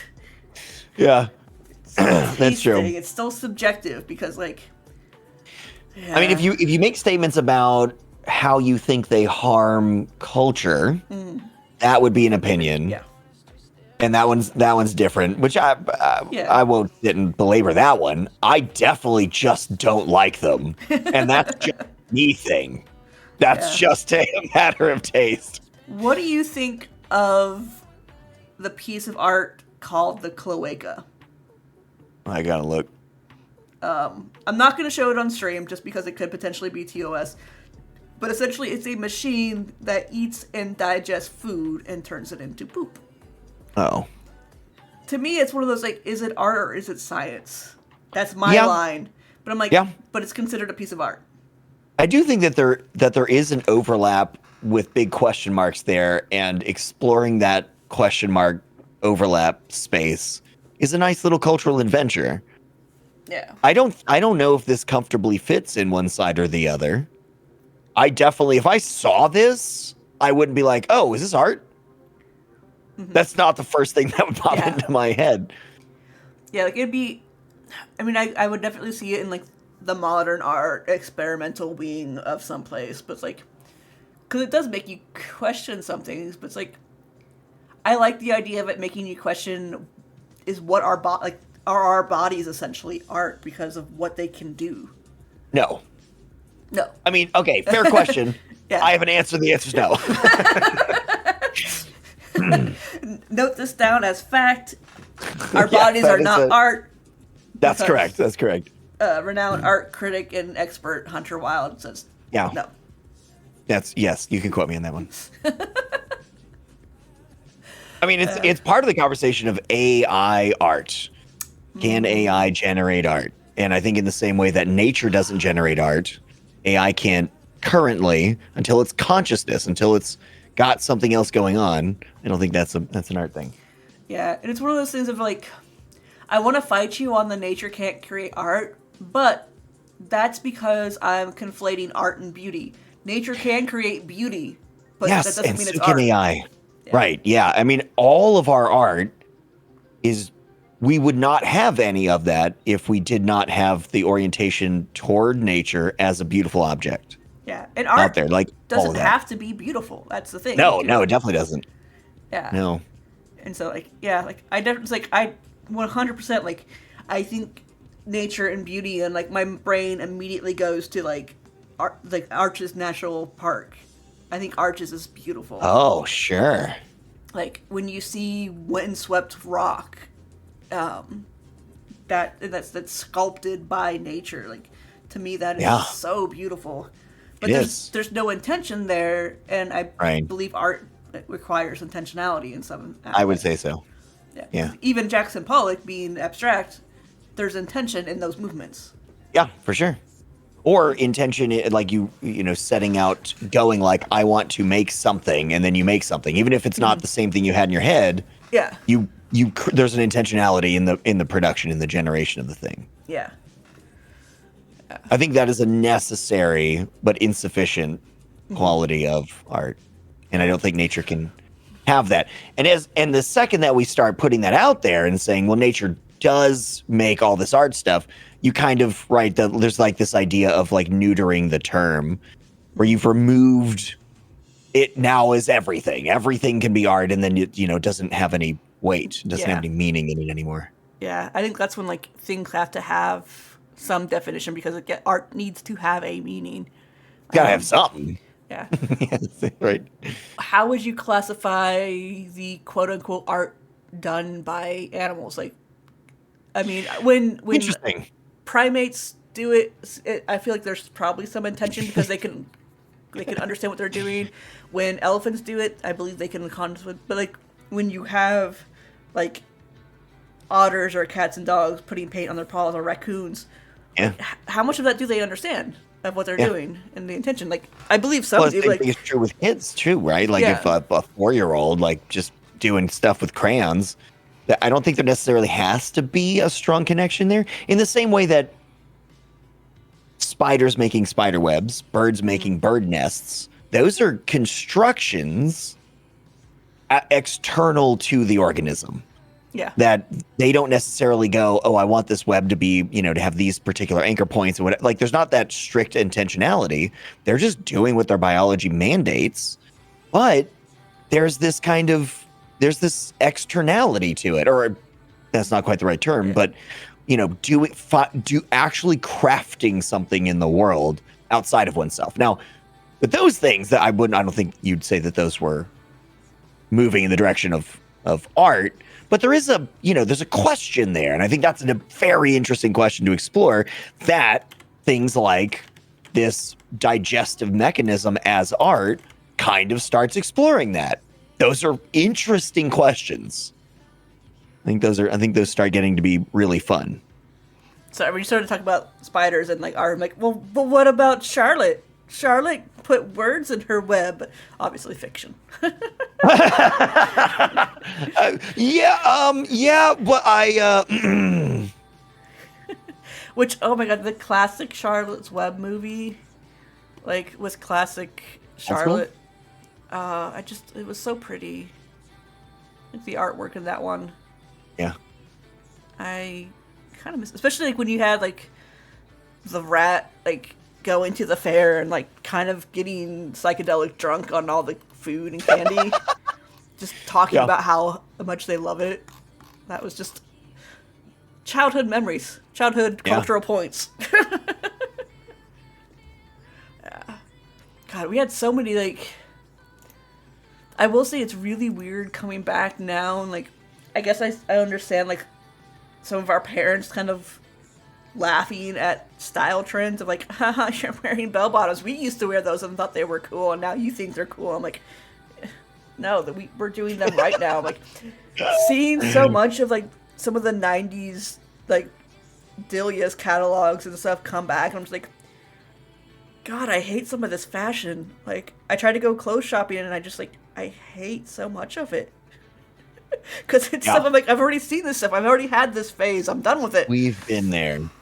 Yeah. So it's like, I get why you see so many adults just in, like, jeans and t-shirts and stuff, and just kind of, like, more basic clothing for a lot of times, just because it's like, you're done with the trends by this age. Like, you're just kind of like, we tried that style. It didn't work. Like, Listen, we gave it an honest shot, okay? Yeah. I mean, there still are, like, obviously stylish people out there who wear new trends and stuff, and it works perfectly for them. I try some, like, I bought a new outfit from Target recently that it's, like, this really cool orange and pink patterned long sleeve button down top, but it has shorts that match it in the same pattern. I'm like, oh, I like this. The idea of having, like, matching shirt and matching shorts, like, little kid me would not have liked this. Like, little kid me would be like, eh. But I'm like, I also wear like the matchy, printy pajama pants or pajama outfits too. And I'm like, little kid me would have hated that. It's like, no, you just wear t-shirts and shorts to sleep in. That's what you wear. Like, don't try to be cutesy. But I'm like, I bought the most absurd ones. That you're allowed to, right? Yeah, like and that's one fun. of the coolest things that you Like, just get to.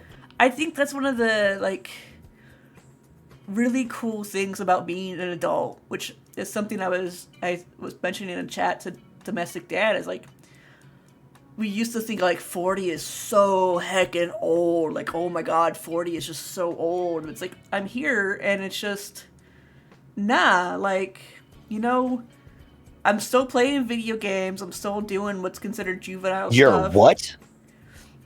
I know. You play video games? Stop. I know. Grow up. Against the law. But it's like, and I still have all these like brightly colored things. It's just like, Hell yeah. I'm like, being an adult just means I have the time and the money for the most part, like occasionally. Well, at least some time. Yeah, or at least I have the choice of where I put my money. Like, maybe it's on rent this month, but maybe it's on like a new TV or something. Like, I bought some new pants. I bought some pants, and they were like $100, and I haven't bought new pants in like 3 years. Yeah, it's just one of those things. I just splurged on some pants, and now I like them. I'm very satisfied.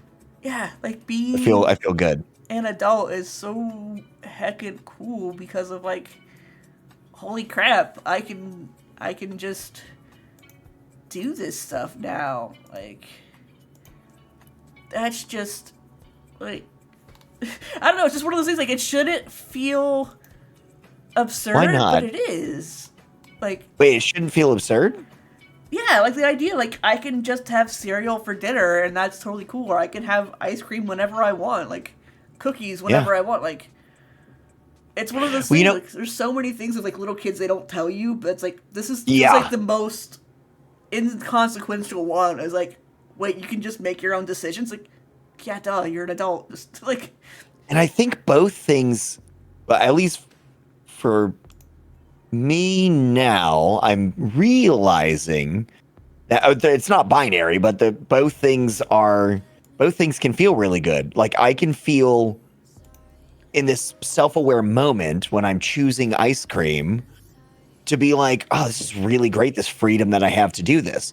And then when I'm making other choices for my diet, such as having this like really vegetable heavy, breakfast and dinner that's like the same as my leafless salad stuff, I also get to feel happy about that and go like, I'm intentionally choosing this as well. My freedom is exhibiting itself in this way and then also this way. I don't have to feel bad because I'm getting ice cream, or I don't have to feel superior because I'm eating this salad. Both are just like, examples of my freedom in the moment. And that can just feel really rich by itself. Yeah. Something about that just feels a little magical. Yeah, there's so many like societal standards of like we should hit certain things or should have certain things. Like this idea that like by 40 you should have a house, like by 40 you should have a spouse and kids and all this shit. It's like that you should have some sort of job that has security and all this shit. I'm like, what's job secure? Like, do they make that? Is that a thing that they make now? They make jobs? Apparently. Huh. I don't know. I haven't seen it. No, it's so weird though. Like, I remember like in my teenage years, I thought somebody who was 20 was like really grown up, like wow, like that's like you've made it. And ever since becoming a full-on adult, I don't think I've ever actually viewed any age as particularly old until you're really fucking old. Yeah. Like if you're 80, 90 in that ballpark, I'm like, okay, yeah, you're actually old now.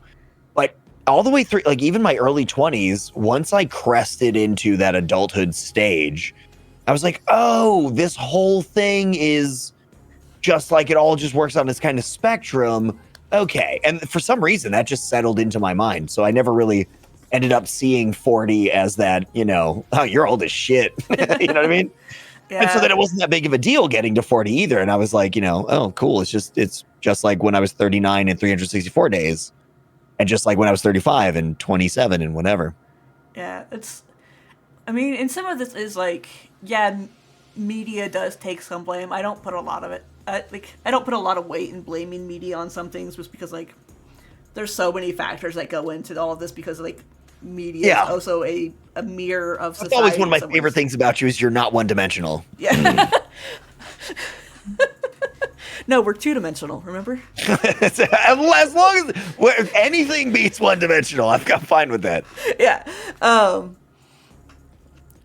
You are never looking at something and just going like, oh, it is just this thing. You're like, yeah, but then there's this context, then there's this history. And I'm like, yeah, that's good. This is the good stuff. Because like with media stuff, it's like there are so many times that like you see on TV these shows depicting teenagers, played by 20 and 30-year-olds, which is awesome. Yeah. That like it's always like, where the fuck are these kids' parents? Like, where the fuck are the adults? Like, and I'm not saying this in a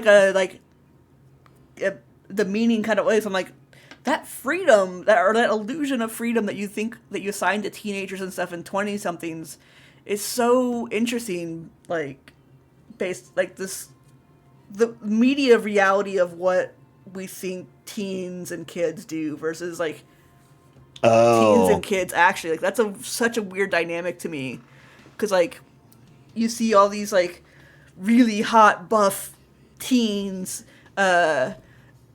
doing all this drama stuff and having sex and drinking all the time, and parents are never around and they can just have all these parties, and I'm just like, the fuck, my mom was always home every night. Like there's no alcohol in our house. I had a little chunk of time where I could play some video games with no supervision, but it wasn't like that. Yeah, like I did have those like, 2-3 hours where I was like roasting grapes and shit, but like I wasn't thinking about partying. Reedy's really throwing it all to the wind with the roasted grape. That's basically like chugging vodka. Yeah.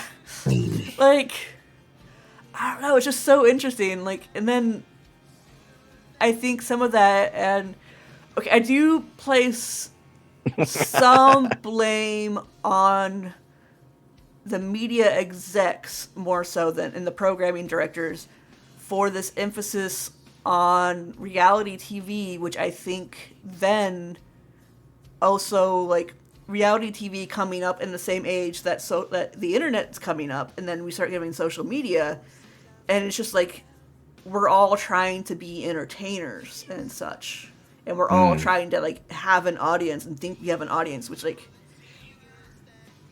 it's driving these actions and these behaviors in society that are really fascinating to me, of like performative stuff. I hate sort of how some of it is now. I absolutely hate the trend for content where you try to trick someone who is just doing their job or just, living as a poor person into doing something so that they can then get a reward for it, because then what you're doing is you're subverting their trust in everyone, because what if this person is secretly filming and you could be getting $500 by doing whatever they ask you to do. Oh, like, interesting. Yeah, like I see a lot of this is like, one of the ones I saw that really pissed me off for some reason was, I think it was potentially in the Philippines or somewhere, that someone was like, "Oh, I don't have any money, but will you shine my shoes?" And inside the shoes was like $500, and like so many people were like, "No, I'm not gonna do this. I'm not gonna, do this work for free." And then the one person who did it got the $500. He's like, "Oh, look at it. Someone's like, kindness pays." I'm like, that's not kindness. You're taking advantage of this person. Yeah, like that's predatory. That's not kindness. Kindness is donating to St. Jude and like, hey, nerfing cancer. But yeah, that's interesting. It's like I'm kind of trying to wrap my head around it. I'm not. Yeah, well, it's kind of like some of the dialogues that are going around with Mr. Beast. Like, I don't care about him either way as a person, but the content model that he sort of not necessarily made famous, but just like goes through, like, I'm gonna give 100 people this much money to do this, and like PewDiePie did things of like, I'm gonna pay these 2 guys to hold up signs that have slurs on them, and it's like, I hate this whole like preying on other people with money, like to like prey on their precariousness, because like that money probably means a lot to them, and then to make them perform for you for your content right, and that's your exactly game. what taking advantage of. Yeah, it's such a thing that just drives me nuts. Like, which really does circle back around to the earlier conversation about capitalism. I was talking about this the other day, that this predicate for contemporary capitalism, that you have to have a certain volume of unemployed people in order to effectively threaten your own workforce, to say, stay in your lane, don't demand raises, don't act out of, don't be, this is actually the perfect word for it, coming from the execs saying like, don't be uppity. Who do you think you are? you can get fired at any time and I can replace you from this giant pool of unemployed people. And that is like a necessary quality for that upper crust to try and keep everybody else in check to maintain their own power. And this is a very old tale that's repeated itself over and over again. And you see that same kind of stuff reflected in the content that you were just talking about there. It's a similar sort of thing. This predatory people who have the power trying to take advantage of other people for their own sake. Like, you're making content out of that? That's what you're doing? You're taking advantage of them so that you can make the money? Yeah. Yeah, because like, you're looking for poor people for this reason. Yeah, like the person who played along with this might be getting $500, but like you're gonna get what, 2,000 easy or more. Yeah, right, exactly. Yeah, the backbone of capitalism is it needs inequality. Capitalism cannot survive without inequality, and I think essentially like that's how we kind of have arrived at these minimum wages and stuff, is because like you can keep saying like, oh, there's always someone out there who will do this same job for less because people just need money. Yeah. And like, I think there are other people who are more desperate than you. I can replace you at any time. Yeah. I'm curious to see like where this phase of capitalism grows, because we're starting to see a little more pushback on things. We're starting to get more and more socially conscious young people getting active in all this. Like, I like that minimum wages are coming up, because like minimum wage was meant to be a living wage, and like this idea of, oh well, this is just a job for teenagers. I'm like, well then why is it why is this place open when teenagers can't work here? Like, then it's not a job for teenagers. Like they're just, literally true. Yeah. Yeah. They're just making any kind of excuse. It's like, well, you shouldn't have to work if you're an adult, like you shouldn't be working at McDonald's. It's like, one, maybe someone just really likes working there, or two, maybe that's the only thing that's really open. And cause like, exactly. Yeah. That normative aspect, right? Like the shouldn't implies that I have some level of control over this. Yeah. Because I can't just leave the McDonald's and then go up to like, JP Morgan Chase and say, hire me in a managerial position. You don't just choose where you exist in a job. Yeah. And it's like, there's so many outside factors on these things of like, oh, well, I hate that you should just this, or you should just that. And I'm like, but the world never works that way. I'm like just do a little bit. Just break the laws of physics and bend time. Just do it. Have you tried just not being poor? Have you tried just not being depressed? Exactly. Every time. Yeah. Just don't be anxious. I literally have an anxiety disorder. What do you want from me? Yeah.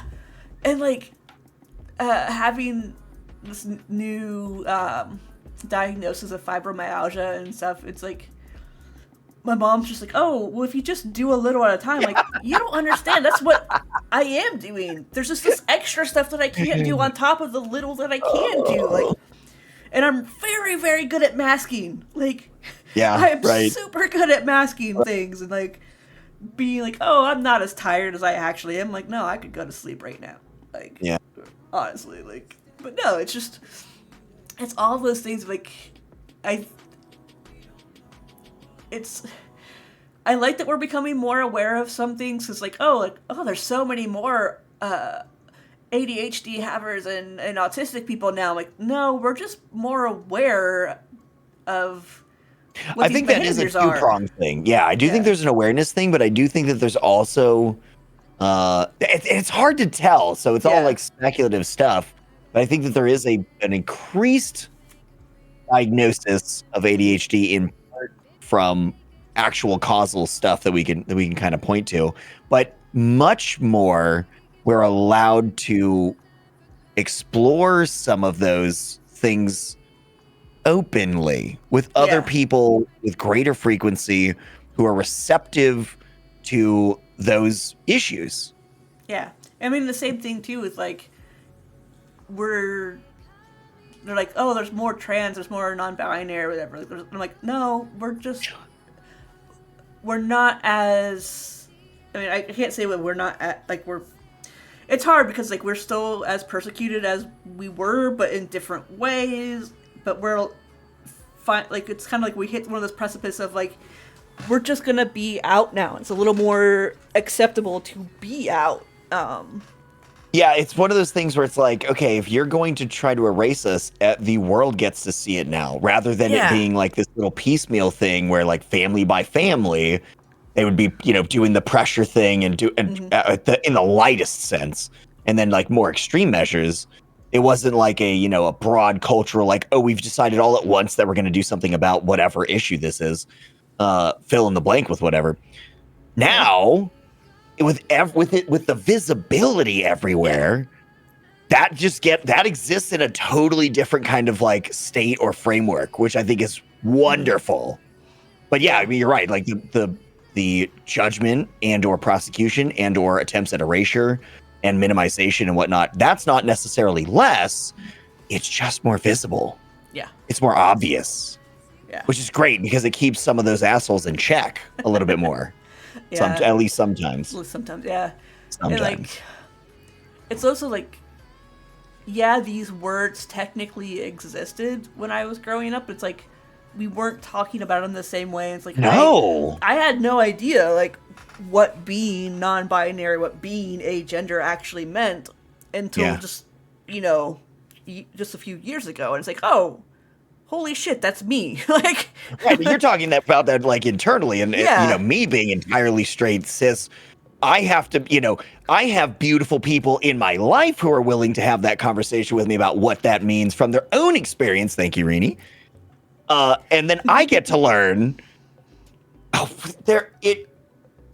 where previously that would have been entirely invisible, and I would have been accidentally a bigot. Because I simply thought that you would have thought that that was just like such an abnormal thing. Nobody does that. But now I get to see everybody doing it and being beautiful, regular people, just with this addendum to them that I didn't see before. Yeah. It's just normalcy. Yeah. And I like that that's normalcy, and it should be normalcy. We weren't allowed to see it. Yeah. And that's one of those things of like why I'm more vocal about queer and trans rights in certain places, especially on Facebook, because it's like I want this to be something that's on people's minds or visible to them, because like like people might just not realize like, oh, so and so passes a law and whatnot. It's like, oh, but that affects people like me. It may not affect me directly because I'm in a different state or something, but it's like, remember me, remember my face, our connection. Like I'm in that group, so this affects me. That's interesting. Remember me. Yeah. And so like I'm trying to be more vocal about it, and then also like not just to have like essentially exposure therapy for all of the straight cis het people out there, but like also absolutely for like the younger generation to like, and even the older generation, like just feel safe being yourself. Like part of why I have the pride flag in my car is because over by the mall in town, there's a house that has a pride windsock. It has some like pride and trans stuff on their house, but like you can't really read it, but I know that's what it is. And it's like every time I pass that house, I'm like, I just appreciate them so much. Like I feel safe. I know I'm seen. I feel valid. I'm like, I want other people to see my car parked in a parking lot and be like, there's someone else here too. Like I'm with you. Yeah. You are taking that risk so that somebody else who maybe isn't in a position to be able to do that yet can feel that sense of comfort. Yeah. Can feel that not aloneness. Yeah. Which is just tiny little incremental things can build up that sense of power within yourself that you deserve to have. And you're doing that work, I mean, for yourself as well, but also for all of these other people who you don't necessarily get to see that they're struggling with this thing, with whatever it happens to be. In this case, identity. Yeah. And I think that's really, there's an interesting courageousness to that, right? Courage in the sense, well, in two senses, right? Doing the right thing regardless of the consequences, and also having fear present itself but assessing that there's a higher priority. Your higher priority is how other people who also have this particular gender identity or various other aspects of their identity that are challenged by traditional society, that's your higher priority over your own safety, which is wild and intensely courageous. It's challenging. Yeah, and I think Critical says something interesting about, like, normal isn't a fact and it's an expectation. And I think even normal is a social construct completely. Like, oh, yeah, absolutely. yeah. And so it's like being more visible, exposing who I am and stuff, like, it's trying to subvert that idea of what's normal, because, like, I am also I am a very normal person. I'm a very basic, normal, vanilla person. But I just happen to also be agender and on the A spectrum and, you know, have chronic illnesses and stuff. Like, but I'm still just like, I just want to go out here and just live my life and find happiness and, like, have some goats maybe someday. I don't know. Well, and the weird thing too is, right, that, like, we have no context for how normal so much of that stuff is, because so much of it has been invisible. Yeah. Has been forced, you know, this erasure aspects, invisibility, this push, constant push for prescribed normalcy. Mm-hmm. Not natural normalcy, prescribed normalcy from culture, right? It's because we live in a society, gesture and everything. It's a construct, and then it becomes a prescription. We want to continue seeing things work this way, so we will pretend like this thing isn't real. We won't talk about that cousin and what they do, or who they are. You know, we fill in the blank with any number of things. Yeah. And then, like, trying to force people into a lane that they don't belong in. We have no idea how normal so much of these things are. It's wild. And normal is still that weird ideal of, like, there's an expectation of normal because that's what we want to, like, aspire to, because that's what the group that gets the benefits, and that's what we consider normal. Yeah, sure. And so it's one of those things of, like, yeah, no, everyone should get the benefits. Like, fuck that. Like, yeah, and it's just it's just so absurd how, like, again, capitalism, it demands that inequality and that us versus them and everything. It's like, but what if that wasn't there? Like, but what if we could all just, and, like, I hate the argument of, like, well, I don't want to do all this hard work for someone else to be lazy. I'm like, but there immediately is a problem with the moralization of laziness. Yeah. And even what is lazy? Like, that's one thing that, like, absolutely, being chronically ill, you have to struggle with that idea of, like, I'm not lazy. I am taking care of myself. I only have so much I can do, and some days, for sure, resting is an activity. Resting is something you need. Hunter, you should rest. You never rest. You should rest. You hate resting. That's a trip. Yeah. Just calling Hunter out here in front of everyone. Like, you're not wrong. I'm going to change the subject. I'm not actually. There's this interesting thing too of, like, shifting, like a reframing kind of thing. Like, so all these people talking about, like, you know, your laziness, whatever. I don't want to work so hard so that other lazy people get shit paid for them. But, you know, you could take the same thing. Like, I could, if I wanted to be a jerk face, go up to that same person and be like, you are so lazy that you just go into a job where somebody else tells you what to do. I made my own business from scratch. I put all this work in to build the groundwork for me to be able to do all, yada, yada, fill in the blank. It's always, a contextualization or a framing kind of issue, where it's cool when you're doing it, but if somebody else is doing it, that's laziness. Or, that's an easier job. That's always one of the ones that gets me. It's like, well, all you do as a fill in the blank customer service rep, all you do as a streamer, all you do as a whatever is just fill in the blank with something that clearly identifies you don't know what this job entails. all you do as a construction worker is what? You just carry some stuff around sometimes, like hammer some nails, like big deal. Like what's so hard about that? Like, okay, have you ever worked in construction? It's so grueling. There's so much, just a lot of work that goes into that. But from the outside, you might be like, okay, well, all you just do. I see people working in construction all the time. They just stand around. That's all you do. You just stand around.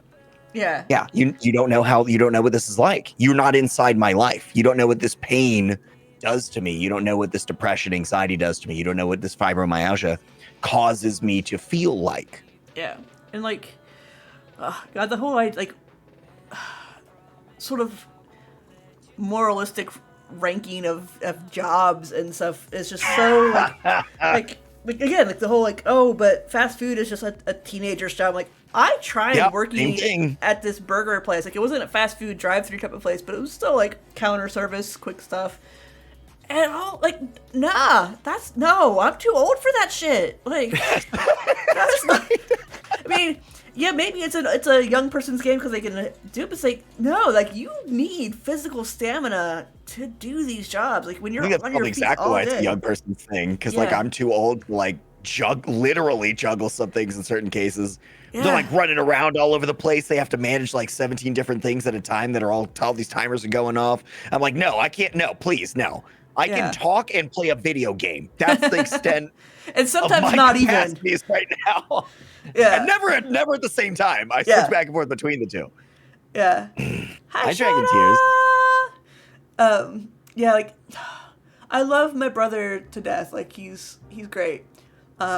He works in a factory and stuff, and like, he's on his feet constantly. He's doing all this stuff, and it's factory great. jobs are grueling. Yeah. And then, like, I'm talking to him, like, oh, yeah, like, I'm gonna go to grad school, work in museums. Like, there's no money in museums. I'm like, oh, no. Like, dude, I'm not working for money. I'm working for enjoyment, which... It's really hard to imagine that anybody's confused about that. Somebody goes like, yeah, I can't wait to go work in museums for the cash. Yeah, which, I mean, sometimes, depending on what institution you are, you can get really nice payments. Oh, I'm sure you can. But yeah, it's just like... I'm one of those, like, I refuse to work only for the wages and only just to survive, even though I know that's how our world is constructed. Like, I just don't want to give in to that yet. I want to live on this slight hope that, like, I can do that whole, like, artist lifestyle, and I have a patron just, like, funding my life, and that patron just happens to also be me, but, like... I am my own patron. Yeah. But, like, I hate that for people that, like, they put so much blood, sweat, and tears to just make ends meet and can't enjoy their life. Like, I want to hold on to that hope that I can find a career that I actually enjoy. Yeah. And I don't want to give up on that until I'm, like, 60, at least. Then I'll give up that hope, and then I'll just do whatever. Like, but at least now, until, like, I still have 20 years to hold on to that hope and be like, I just want to enjoy a career. Like, I just want to enjoy what I'm doing. Like, especially when I'm in this privileged place of, I can have a safety net and family, and, like, I know I'm not going to be out in the streets if I don't, just take whatever job, which, again, super privileged. Like, I'm very fortunate to have that, but I wish that was real for more people, because, like, life is to be enjoyed. Like, that's one of the... Don't you be saying that revolutionary stuff in here. Life is to be enjoyed. It's like, we need to find the passions and find things that you love, that you can, like, find those joys. Like, yeah. For me, some of it, like, it's part of, like, my reflux isn't, it's bad, but it's not, like, super horrible to the point of where, like, I can't eat anything. Like, I'm still eating things that I enjoy that cause the reflux and stuff. But it's like, one of the things that I'm doing the surgery for is because I don't want to have to give up certain foods. I don't want to have to, like, stop having grape soda because I like grape soda. Like, there's a theme with grapes in here today. There is, I guess. I'm not roasting the grape soda, though. I will not drink that warm. I would totally try it. Yeah, I probably would too. Okay, so random. When we were kids and going camping, my mom and dad would heat up Tang, and we would have hot Tang to drink, like the orange drink. Interesting. Yeah, And it was- I'd love hot Tang. Yeah, it's really good, and it's just funny to say now that you're an adult. Like, I'm just gonna have some hot Tang. Interesting. But yeah, random childhood memories. I guess that's another thing that's just like really dope about being an adult is even if you've never had hot Tang, you can just be like, I want to heat up some Tang. Yeah, Live your life. What are you into? Go for it. live your life. Roast some grapes. Roast some grapes. Have some hot Tang. Melt your ice cream in the microwave and slurp it up. Oh, That's something that I actually do. I mean, I would drink. Okay, I was the kid who put so much chocolate syrup on my ice cream and it turned into like a soup. Yeah. And then you like drink all that after the end. Yeah. Yes. Oh. Really speaking my language. Yeah. I'd also do that with salads and salad dressing. Like they would call my salad soups because I would put so much dressing on it. I'm like, I just like the salad dressing. Feed me all the ranch. For one single frame in my mind, I absolutely thought you put chocolate syrup on your salads. Oh, no. It's like I did the same thing with my salads, and I was like, what? And then it was like with salad dressing. Oh, yeah. That makes sense. Yeah. Like, oh. Ranch. I love a lot of dressing. Yeah. With bread, too. Like, I can have an entire meal with bread and salad dressing. If it's a vinaigrette type of thing, like I classify like Italian into the vinaigrette genre category. Yeah. Which I actually just picked up ranch and Italian today for groceries. My little Hidden Valley actually makes plant-based ranch now, which I think is awesome that I can have my dairy-free ranch and just eat as much as I want and not have any issues. Oh, yeah. And then I got the Olive Garden Italian dressing because, let's just face it, Olive Garden Italian dressing is really, really good.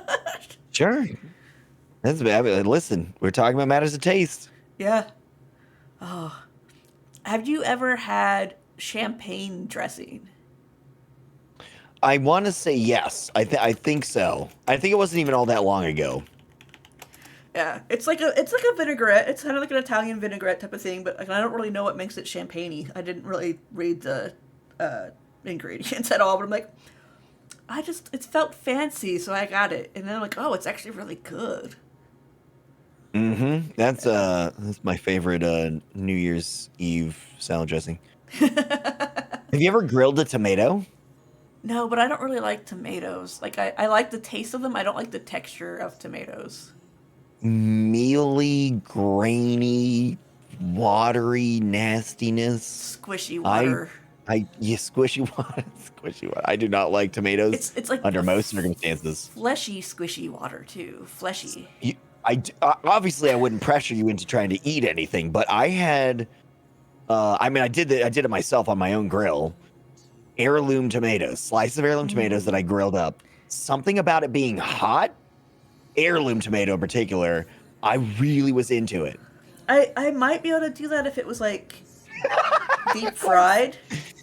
I mean, you can fry anything, and yeah, I'll be like, hell yeah. What's that, fried wood chips? Yeah, give it to me.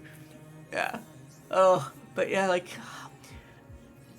even my salsa that I get in the jar, I take my immersion blender and blend my salsa. Oh, really? Yeah, I don't want I don't like. You just can't have yeah. No. Just none of that in there. Yeah, I'm getting a little bit better when it's in pasta sauces, but even then I'm like, I don't like it.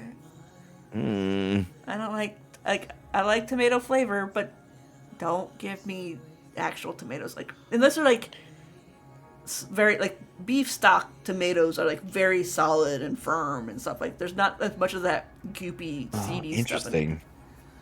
Well, I mean, I hate bananas, The Oh, yeah. the squishiness. I mean, it's roughly the same thing that sounds like you're describing. But I bought bananas recently and chopped them all up in tiny little bits and put them in a freezer bag and froze them so that I could have them in my actual shake because I like the flavor of bananas. I just cannot stand that squishiness. Yeah. It is so nasty. See, and I'm gonna like, there's something about the texture of a banana that I'm okay with, but I don't know if that's just because like I grew up on Right, mashed we're potatoes. inverted on this because I'm also okay-ish with the texture of tomatoes. Yeah.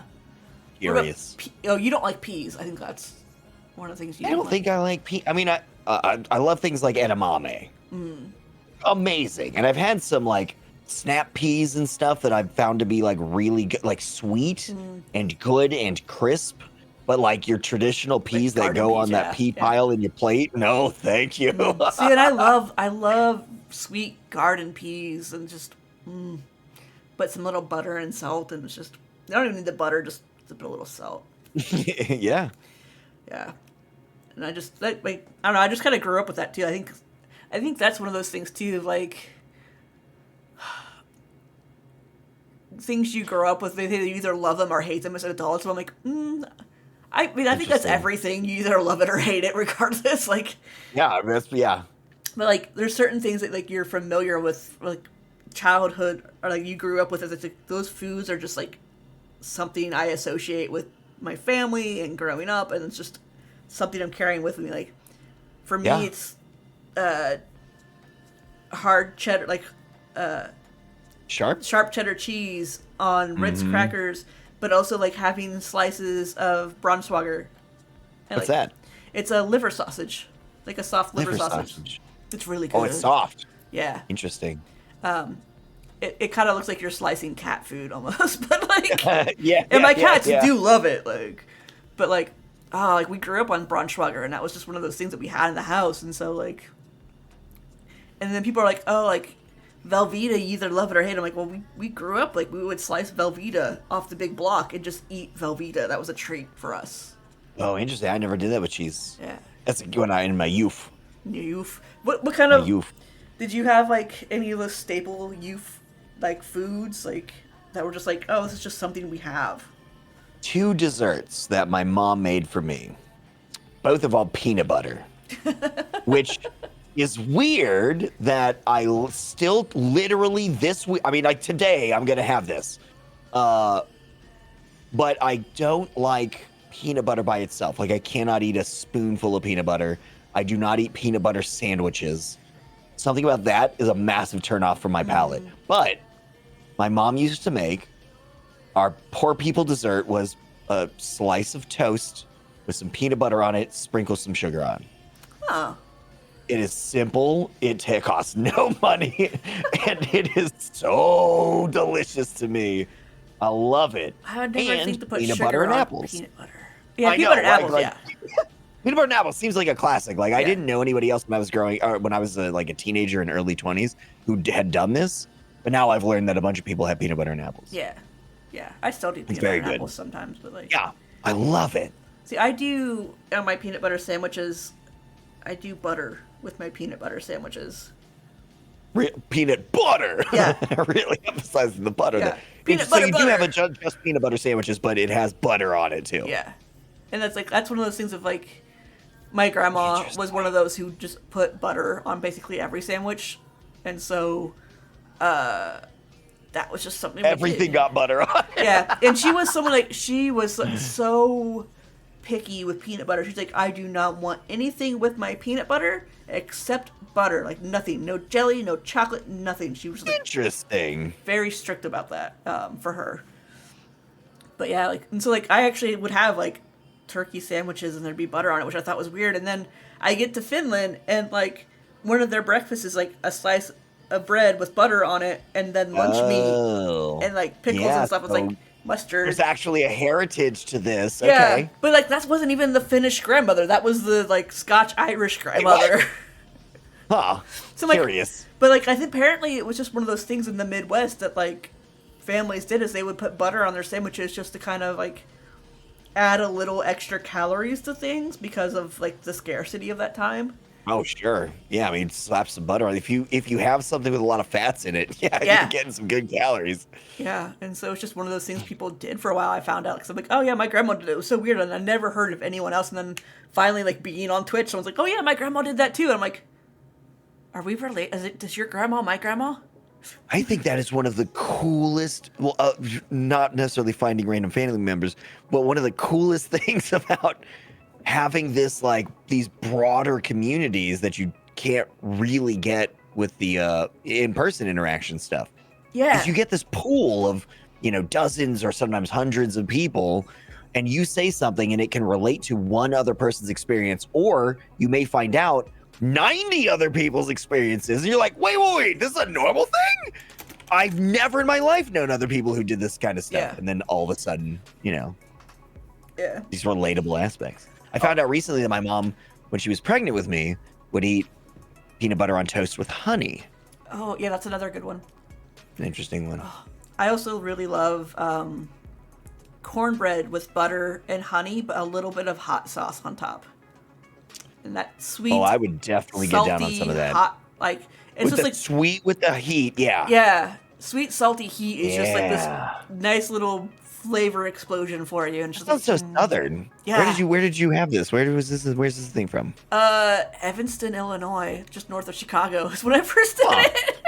It Interesting. was at a southern restaurant though, because it's like, but like I'm the one who layered it all up. I'm like, what if I just put some hot sauce on here too? And I'm like, Yeah, fuck, this is that's good. stuff. Yeah. Yeah. I don't know if the restaurant's still there, and I can't remember what it was called at this point. But like, they would make their like own in-house cream sodas, and they were so good. Oh. But yeah, just real good southern place on Main. Was it on Main Street? Just off of Main Street in Evanston, right next to the Dempster. No. South Main. It was on the southern part of town, like the second stop in on the train. That's all I remember. I lived there for a couple years, but it's been so long now. Like I haven't lived in Chicago or Evanston for a long time. But yeah, one of the places right by the train station. It's an old firehouse, and it got turned into a pizza place, and that was really good. And like it was like those old school brick fireplaces with our firehouses with the doors that open wide and stuff. I'm like, I love those old like 1920s, 1900s fireplaces. Yeah. They made cool lofts too if you could afford one. Lofts? Yeah, like housing lofts, like to live in.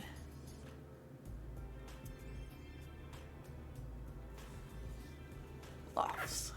I'm so curious now about like what this place is. I'm gonna Illinois. Okay, I got some Final Boss sour stuff. Oh, you bought some? Yeah, there's a little discount code on there. Nice. Yeah. We'll see. Yeah, you'll have to see how that all turns out. Let's see. It's Howard South Main Street. Yeah, it was off Main Street. Lucky Platter. It is Lucky Platter. Okay. Was it Lucky Platter? Yeah. Yeah, it had to be Lucky Platter. That was a place. It looks like it's still open. It still exists. That's awesome. Because, like, so many places didn't survive with COVID and stuff. Like, yeah. Yeah. Funky Eclectic Diner, 1991. Let's see, menu. They have. I want their menu to have pictures. Just looks like a standard menu. It was like meant to be kind of quirky with a little bit of 50s touches and like I want to say that like there was a lot of like tinfoil balls hanging off the ceiling to like ward off aliens and stuff. But yeah, like it was a good little place. I don't know if they do have an Instagram. Ward off aliens and stuff. Yeah. Not pot. I don't know what that is. Like trying to see if they have any good like interior pictures. There's a lot of good food pictures. I know that much. The huge. Gosh, I miss having like a really nice local place to go to. Like yeah, there are some in this town, but it's just, I don't know, very Indiana, everything covered in brown gravy. Yes, I'm very familiar with that one. Yeah. I mean, it's cool to visit with the food, that food. I like, but I don't want that I can't do that every day. Yeah. That's a cool, like, okay, yeah, sure, I'll mess around with some gravy today. Sure, yeah, I love gravy. But if you have it on every goddamn thing, it just gets old. And, like, we do have some more things. Like, growing up here. Corn? Yeah. There's more than corn in Indiana. But, like, so growing up here, like, there was one Chinese place, and there was Taco Grande. Which was like fake Taco Bell before even though Taco Bell existed. Taco Bell is real. Fake Taco Bell, though. Yeah. And then, like, of course, as the college grew, as the hospital grew, we brought in more people from different places, and so we got a lot more food coming in. So, like, we have one Indian restaurant, we have maybe 2 Thai places, 3, I guess. Like, lots of Mexican places. Again, granted, there's one chain or one place that turned into a little local chain that's got 3 locations now, and just like we have more, but at the same time, it just, when you've lived in places like Chicago and then to come back to this little college town in Indiana, yeah, like, oh, when I first moved back in 2015, there were 3 places on Grubhub. Just 3. Oh. Yeah. And so it's just What? Yeah, it was just, they didn't have drivers and stuff, so like it wasn't a big thing. Interesting. Now we have more and such, and like I can get stuff from even like the next town over, but yeah, there's still really like, when I drive down the road and like try to think of like what I'm gonna eat, it's like chicken or burgers. And I'm just like, I don't have a lot of options either. yeah. Oh, you got your $60 calzone though. That's listen. Admittedly, that's the only option I need. Yeah. But I still have a lot of options. Yeah. I'm fine with that calzone. That thing's so good. Yeah, I've been eating so much Jersey Mike's just because. Oh, is that right? It's like new to me because I just never really went down that far to go get it. And I didn't live in a delivery zone for a long time, so it's like, oh, this is actually really good. But now I'm just like, just, I don't know, like accessibility and availability of food is such a curious thing. Yeah, it's like I miss, like we have like one sushi place I'm okay with and stuff. Like we have really good dumpling place, but it's like, you know, it's more pot, like it's not soup dumplings or anything, so like that's fine. But it's like, I miss just the variety, or just even if you want sushi, but just to get sushi from a different place, or Indian from a different place that might have like different dishes and such, or just does it slightly differently. Just you don't get that in small town America, and it's like I appreciate what we have because like for a while, like especially when I started grad school, I was always curious of like, does someone's palate indicate their social acceptance of other cultures? If you accept their food, would you be more likely to accept the people? Now this is interesting. Yeah, I don't know how true that is because like you get down south, like in the border states, and there's a lot of Tex-Mex and Mexican food, but you still get a shit ton of bigots. It's like, I don't think it would be causal, but it may be something that like inclines, like kind of opens the door. Yeah. You know? It's like if you go out and you're eating more Chinese food, are you more likely to be accepting of Chinese people in their culture? Or Hmm. is it just completely separated at this time? Because, again, a lot of the places I people don't are going know. to, a lot of these restaurants have changed their food to be more accepted to the American Yeah. palate. Right. Yeah. Absolutely. That's interesting. Yeah. Which I also find fascinating because, like, there are times when I'm like, I just want cheap Americanized Chinese food. It just hits the spot. Yeah.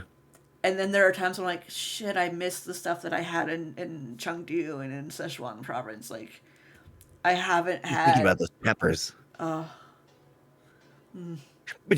what's a weird thing popped into my head is like the awkward, ignorant situations that also arise from that. Like, you meet somebody who's like, "Oh, I'm from Ethiopia," and you're like, "Oh, I ate at an Ethiopian restaurant once." Yeah. Yeah. It's like that's the context you have for my culture. I mean, cool, I guess, but Yeah. And then, like, it gets into, like, surface level appreciation versus appropriation and all this other sure. stuff. And it's just like, I try to be careful with some of it because, like, it's really it's hard because, like, I have a friend who loves Asian culture. He does Asian drumming. He loves Asian food. He would only date Asian women. And, like, at what point did this switch into? Does it become a fetish at that point? Like, Yes, yeah, that's fetishization. Pretty sure that's exactly yeah, where that's it.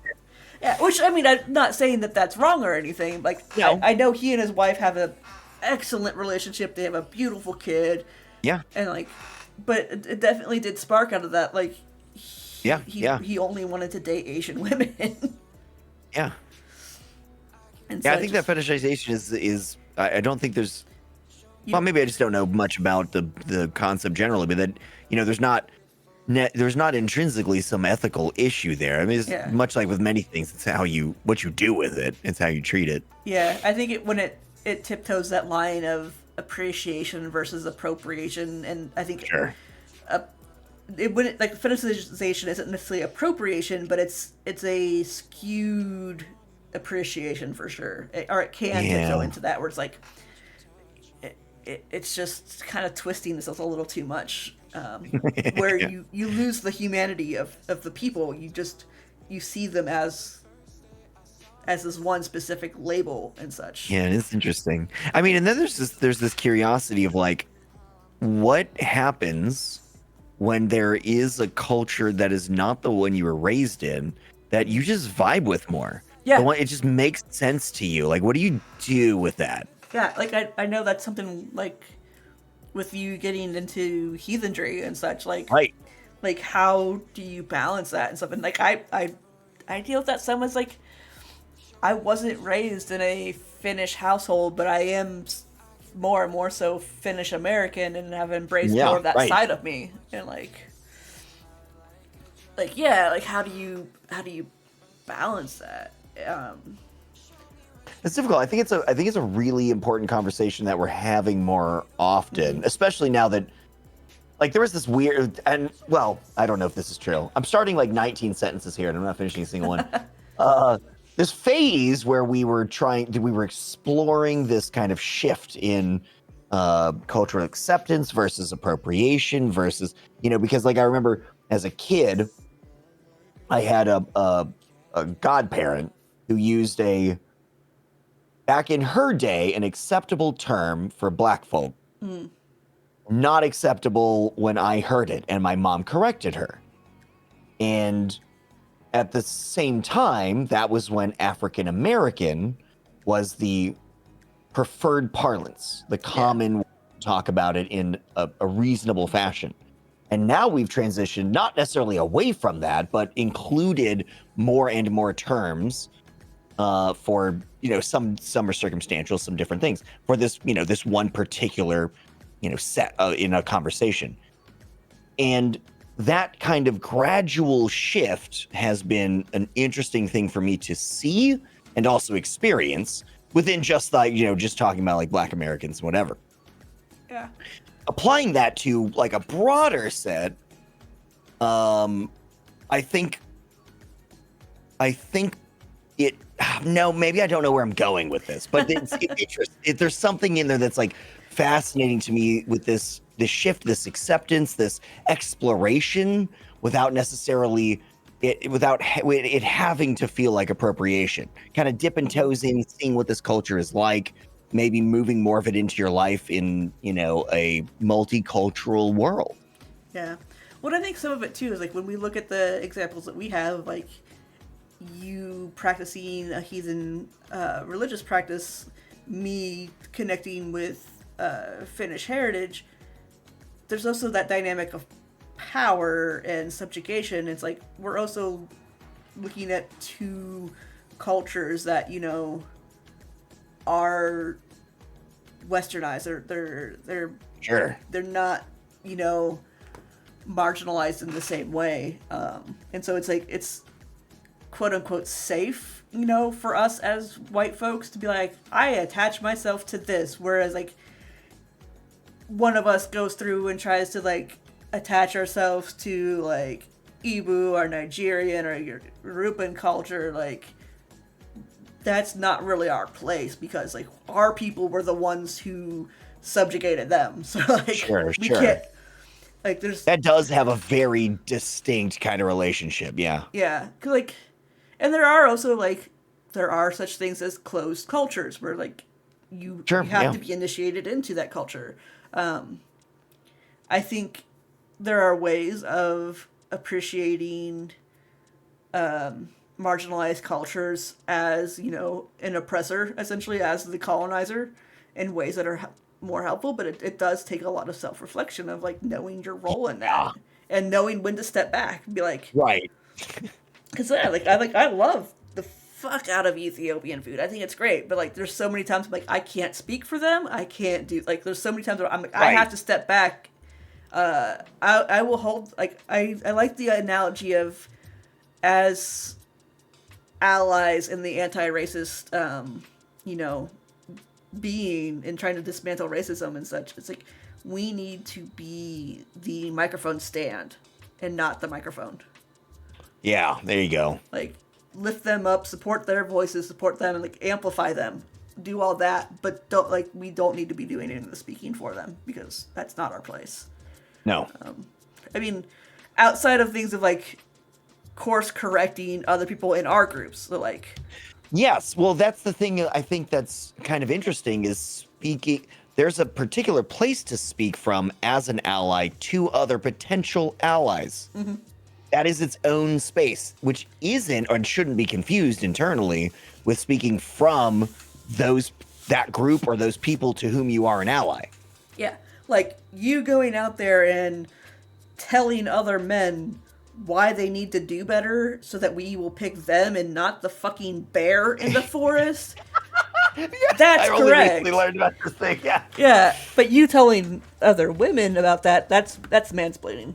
That is a very different space. Yeah, absolutely like, right. It's totally your role and your responsibility to tell other men, like, nah, we gotta do better. Like, this whole notion of, like, what were you wearing? Like, you have to do all this XYZ to prevent this stuff to happen. It's like, no, teach your boys to behave. Like, boys will be boys. It's bullshit. Because, like... No, expect better from your boys and your men. Yeah. And it's one of those things of, like... Coming as an agender person, it's an interesting thing to kind of sit outside and watch a little bit, but I'm like,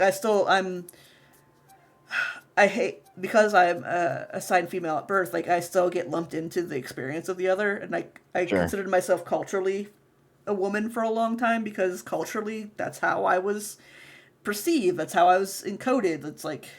Yeah. But, I lost the track completely, but it's just this weird societal thing of just, again, the capitalist machine that was propagated and created through the patriarchy, like... That then gets enculturated, yeah. Yeah, it's just this never-ending cycle, and so, I mean, I won't... Gender is a cultural construct and stuff, and I won't deny that there isn't that there is or there's significant in gender and experiencing gender. I just know for me, it's Wait, say like that again? there's significance in experiencing gender. Yeah. But for me, I know it's like, and some of it was philosophical that kind of influenced how I experience this and how I understand my stance in it. It's just, I don't think of myself in gendered ways. I don't perceive myself that way. And so it's really hard for me to like be like, yes, I am a woman because of this. I'm like, I'm a woman because they say I'm one, and that doesn't make sense to me. So no, I am a pure person. I'm a genderless void blob. Like, that's just what I am. Yeah, sure. It's like, the only times I experience gender is because of someone else. And maybe that's what gender is, but like, I do not experience gender unless it's someone else pushing it on me. Yeah, pin that one up. That's a fascinating phrasing. Yeah.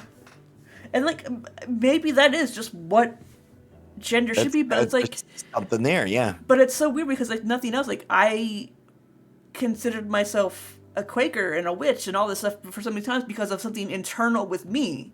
Sure. So I'm like, well, isn't gender going to be the same thing where it's something internal with me that I would feel this? And I'm like, there's nothing. Like, I have so many, like, I joke that like whatever out there that created existence put so much like anxiety and other things in me that there was just no room for gender at this point. There's no room left. No, yeah. we're all booked up. We're full up over here. We don't have room for that anymore. What am I gonna put? Like, I guess I could take out the brain fog and the fibromyalgia, but no, that's part of the personality. They can just shove that in there. Like, well, the gender keeps popping out, so we're just gonna throw the gender away. That's fine. Oh my goodness. I remember struggling with some really weird stuff when I was in my youth. You know, because of like, well, just like I think probably totally normal. A lot of the same stuff we've been talking about here. Like, I had Barbies. Mm-hmm. I loved Polly Pocket. I also had my own shotgun, and killed snakes, and set fire to stuff. Like grapes. And yeah, that's it. I was thinking that in that same vein. And I enjoyed watching ballet and listening to classical music, and I just contained multitudes. But in my youth, I was like, all these other questions popping up. Of course, one was like, oh, am I gay? Which, what, because I like shoes, that has something to do with who I want to have sex with? Or if I want to have sex or whatever? Like, those are, they share nothing together. But the way that I was shown this, in TV shows, for instance, was, the flamboyant gay man out there doing very specific things that identified them clearly to the audience as gay because they had this checkbox, this list of things that they checked all that, here's this. And so I'm looking at my own internal, self, my preferences, these things that I like, and I had to go, oh, am I gay now? Is that how this works? Yeah. No, Curious. I definitely dealt with that. And like, in college, I actually had like coming out as straight, because that was of course before I realized I was non-binary and everything. It's like, oh yeah, like I just follow this heteronormative pattern and stuff, like it's fine.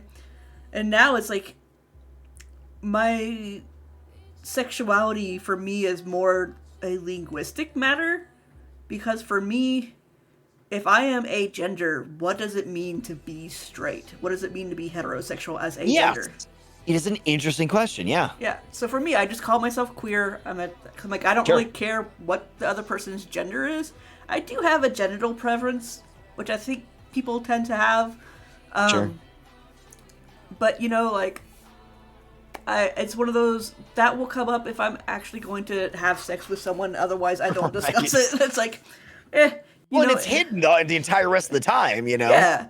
So, like, it's one of those, like, it comes up when it comes up, and I'll deal with it somehow. But I honestly don't care what gender anyone is if I'm gonna date them or be romantic or whatever. And it's just like it's a semantics thing for me at this point. I'm like, I get it Nice that it's semantics, not yeah. for anyone else, but like for me, it's just semantics. Like, I'm just Sure. queer because I don't know how you can be straight if I've, you're. I've, yeah, I know several people who work the exact same way, or it sounds like they do. Yeah. And it's just based on how we know these things as terms. It's just how it is. Because, like, yeah. Feels weird. Yeah. Ah, Jason Momoa. Handsome man. Oh, are we talking about hotties with bodies now? Apparently. Okay. Oh, gosh. Something. Oh, I see it now. Yeah. Him. Jason Momoa and Dwayne Johnson, like, not them necessarily as their bodies, but, like, them as, I don't think I'd be into super muscular men, but, like, Me either until Henry Cavill was invented. yeah. But them in well-tailored suits that fit them, like, Oh, it's so good. yeah. And it's like, I want a well-tailored suit. Like, I want this. Yeah.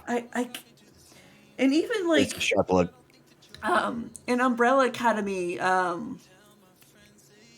Mary J. Blige is in that, and she wears a suit. I'm like, the fuck, she get a great suit. Like, like I was told if you have hips and boobs, like, suits weren't gonna work for you. How did suits work for her? That's right.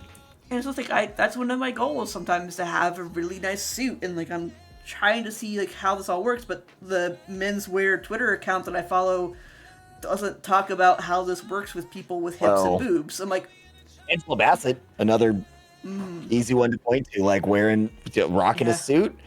Fucking rocks that suit. yeah, it's just like I love that. I love a well-tailored suit.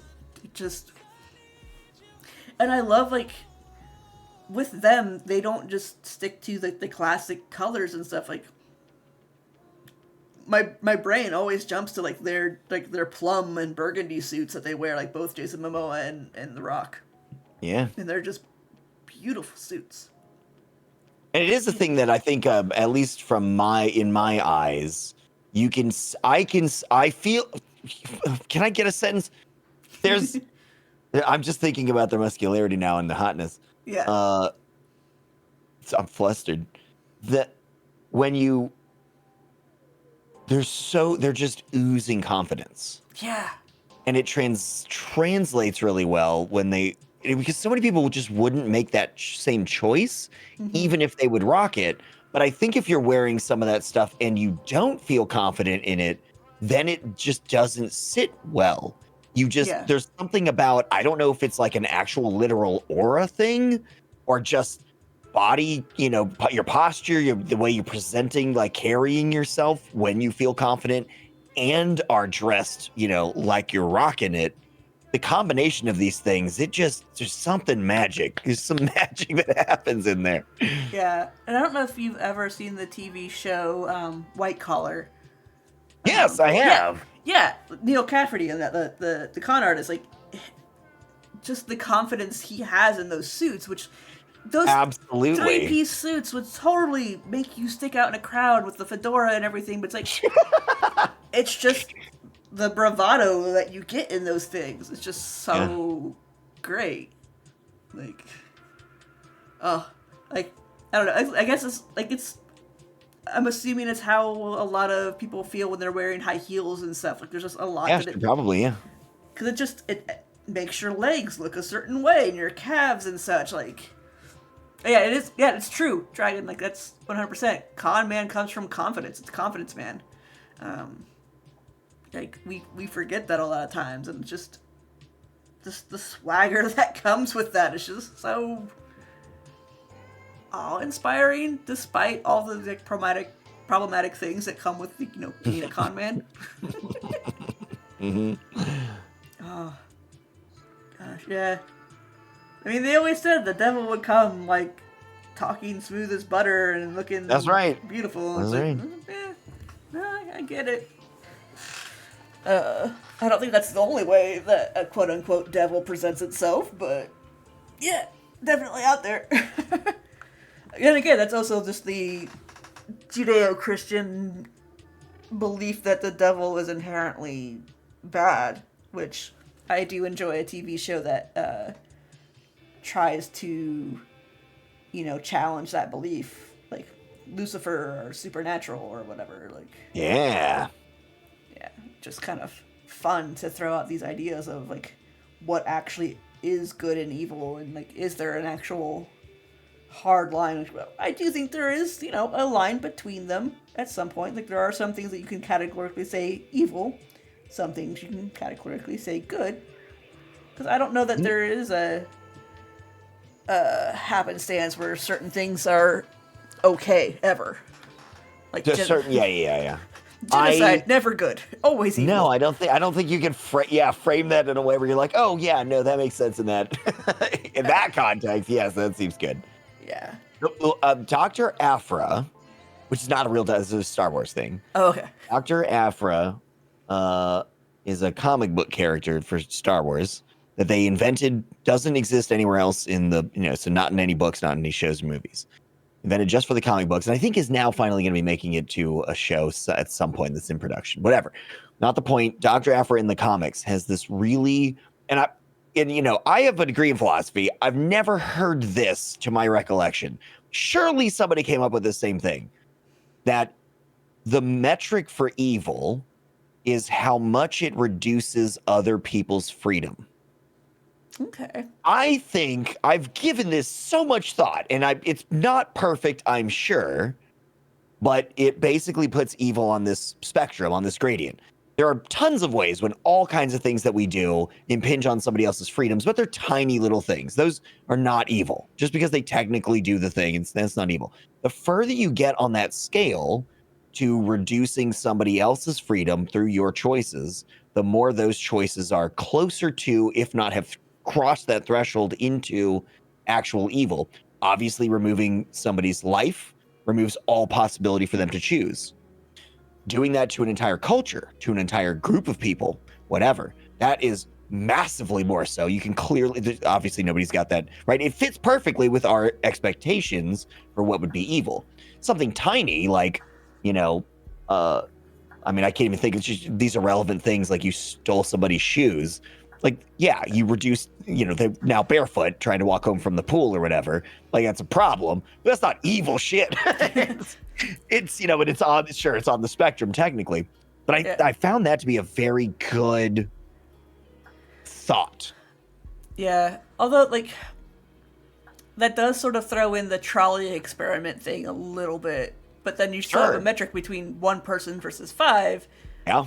But then again, the trolley experiment doesn't tell you who's the 1, who's the 5. Like, there's always the God, The Good Place is so good just because like there is no answer to the trolley question. There is no answer to it. That's the point. The point is that it's just to melt your brain. Yeah.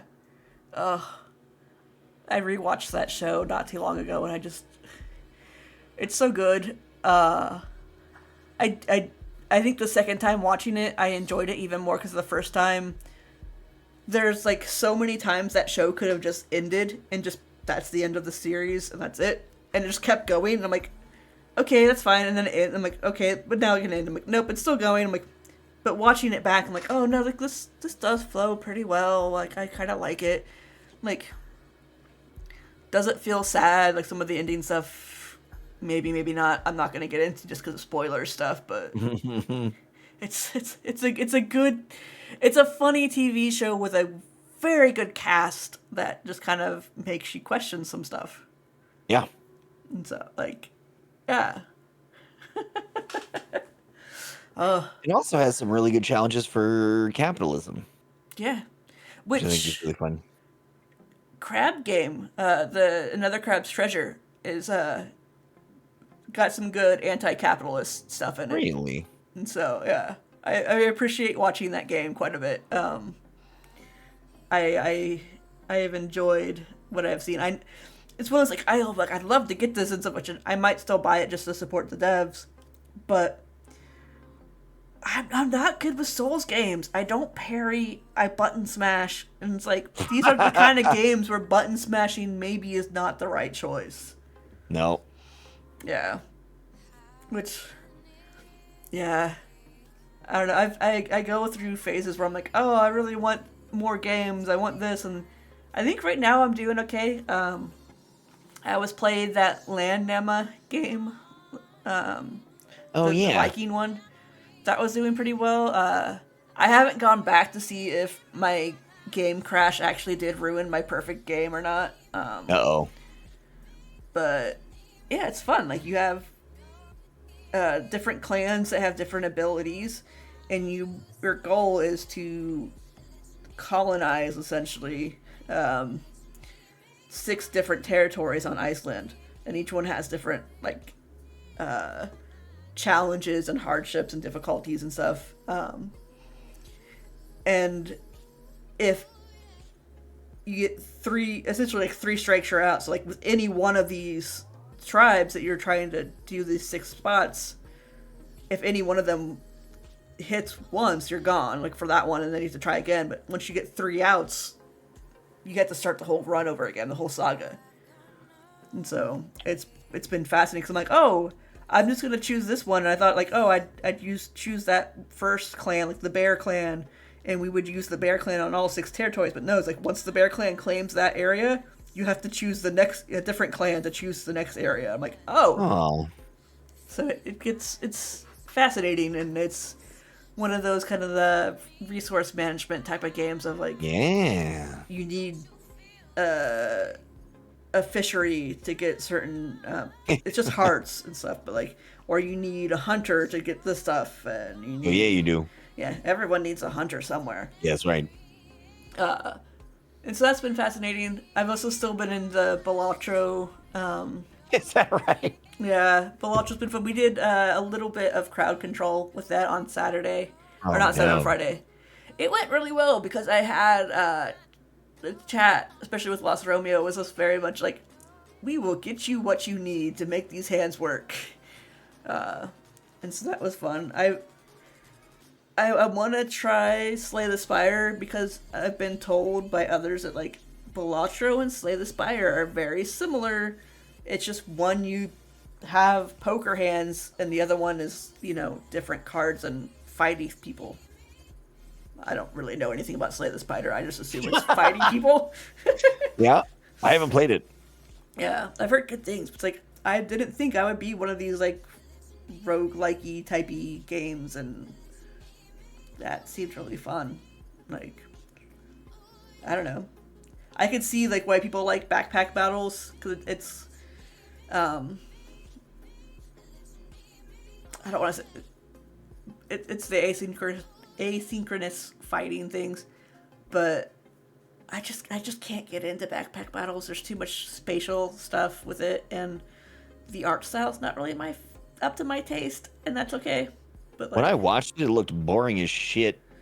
And then when I played it, I was like, "This is rad." Yeah, it's one of those things where it's like so bland looking, though. Yeah, that's really hard with some games because like, yeah, dungeon crawler type of things, like turn-based cards. Like, I think I might actually get into Darkest Dungeon, maybe. I think that's the game. It's an ass kicker. Yeah, but we'll see. We'll see how that Darkest goes. Dungeon's cool. Yeah. It's kind of neat just, trying different games and stuff, and I'm excited for 360 hours in Darkest Dungeon. Oh god. Wow. I'm excited to see what the updates for V Rising are. I haven't actually looked at any of them. I just remember we played last time with the community and made castles. Yeah. And then we would go fight, do these quests, and I would just be like, Hunter, I died! Someone revive me!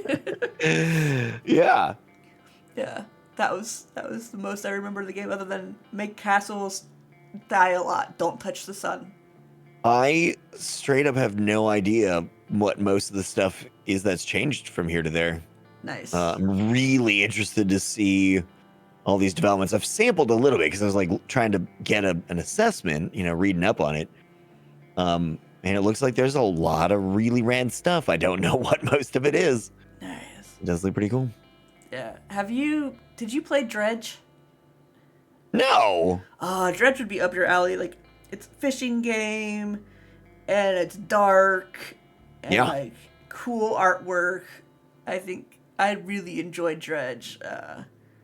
I think I played that one on Switch, and I wanna play that one again. Or Yeah. I did finish that one. That was one of the ones I did finish. I was like, did I finish it? Yeah, I finished it. Yeah, it's fun. Dredge had a crossover with Dave the Diver that I'm interested in too. Dave was such a good game. Oh my gosh. It was okay. I love Dave the Diver. It was so much fun. That was great. And then I bought Pacific Drive. I haven't played that because my PC can't do it. Which, oh god, what's the other one that I really liked that. Yeah, Pacific Drive was beautiful. I was happy to buy that just because of the devs. I was like, I will support you. Let's see. Roots of industrial. What? Roots of Yggdrasil, yeah! I have that. I haven't played that yet.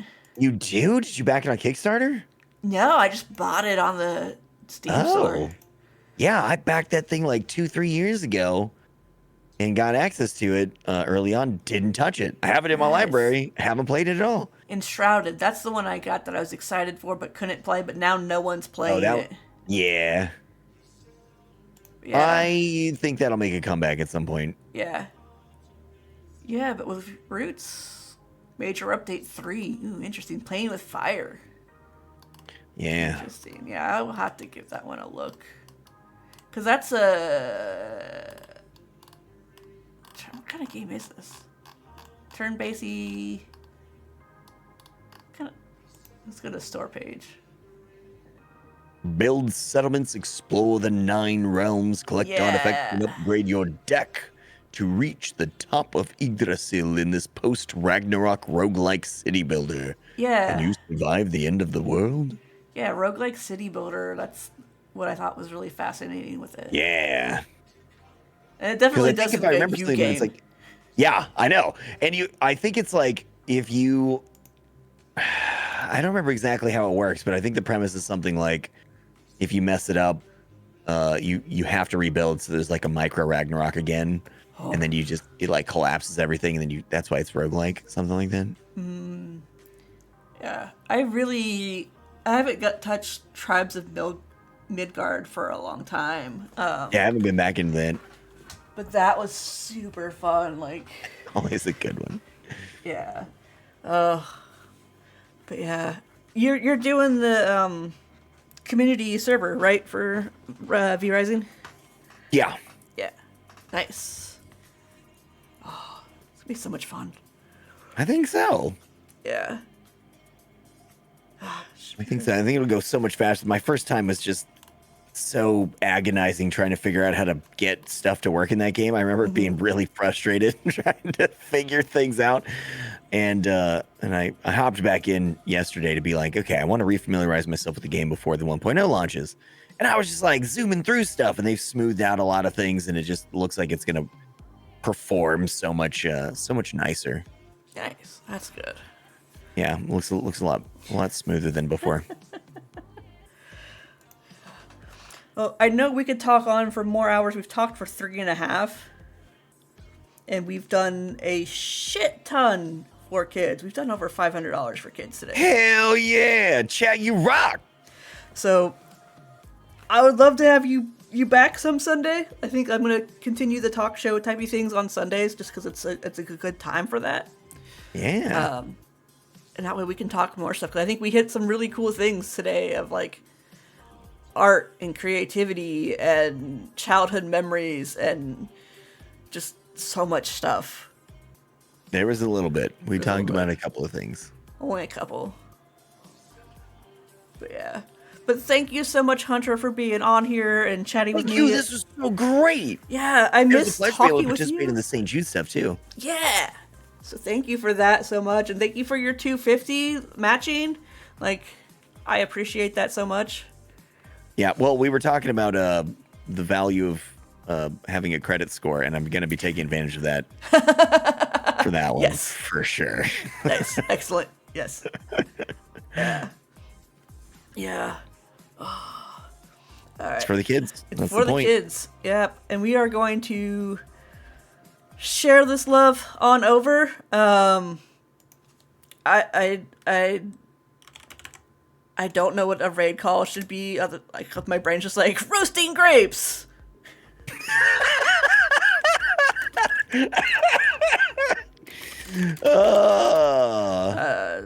This should all be follower emails, so we can just do grape roast for the kids. Unbelievable. And we will go say hi to a good friend of both of ours, Daniel the Demon.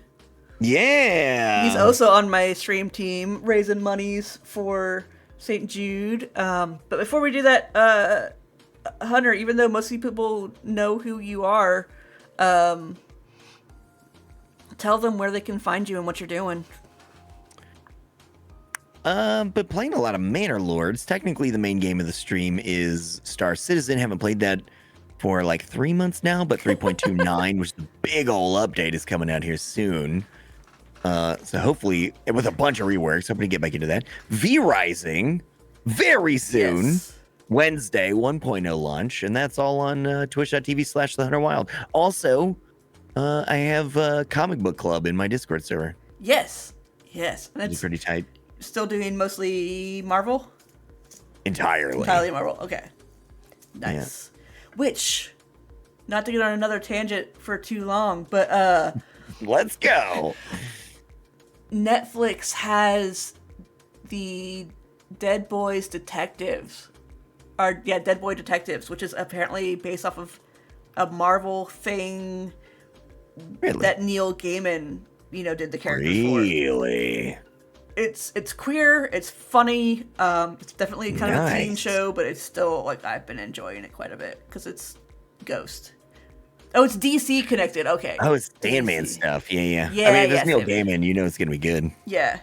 I knew it was one of those two, obviously, because not everything is DC or Marvel. I like a lot of Iron Horse stuff, so. Yeah. But yeah, let's go show our love to Daniel. He is also raising money again for St. Jude, so if you didn't donate to me, you can donate to him. He is at almost 20,000 raised. That's a little bit. Yeah, dude's killing a little bit. As demons do, they kill a little bit. But yeah, let me boop, boop, boop. Put those for copying, and then raid. If I could spell Daniel, the demon. Boop. And we'll just head over there. Thank you, Hunter, again for hanging out. We should do this more. I miss chatting with you, and I think we could talk forever and ever. Oh, good. Yeah. You're so fun. You're fun. You're fun. Yes, thank you for this. And also thank you for the very incredible avatar. Yes. The true to life avatar. Yeah, if you ever want to do PNG tubing stuff, let me know. Identical to me. I can send you not only the avatar, but I can send you the software to do all this stuff. It's not too hard. So wild. Okay. Yeah. All right. Thank you, everybody. Let me put on my ending thingy. Thanks, Chad. Yeah. Nerf cancer. Nerf the cancer. Boop.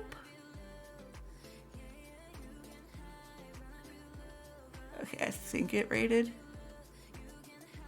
Yep. Yep. Nice.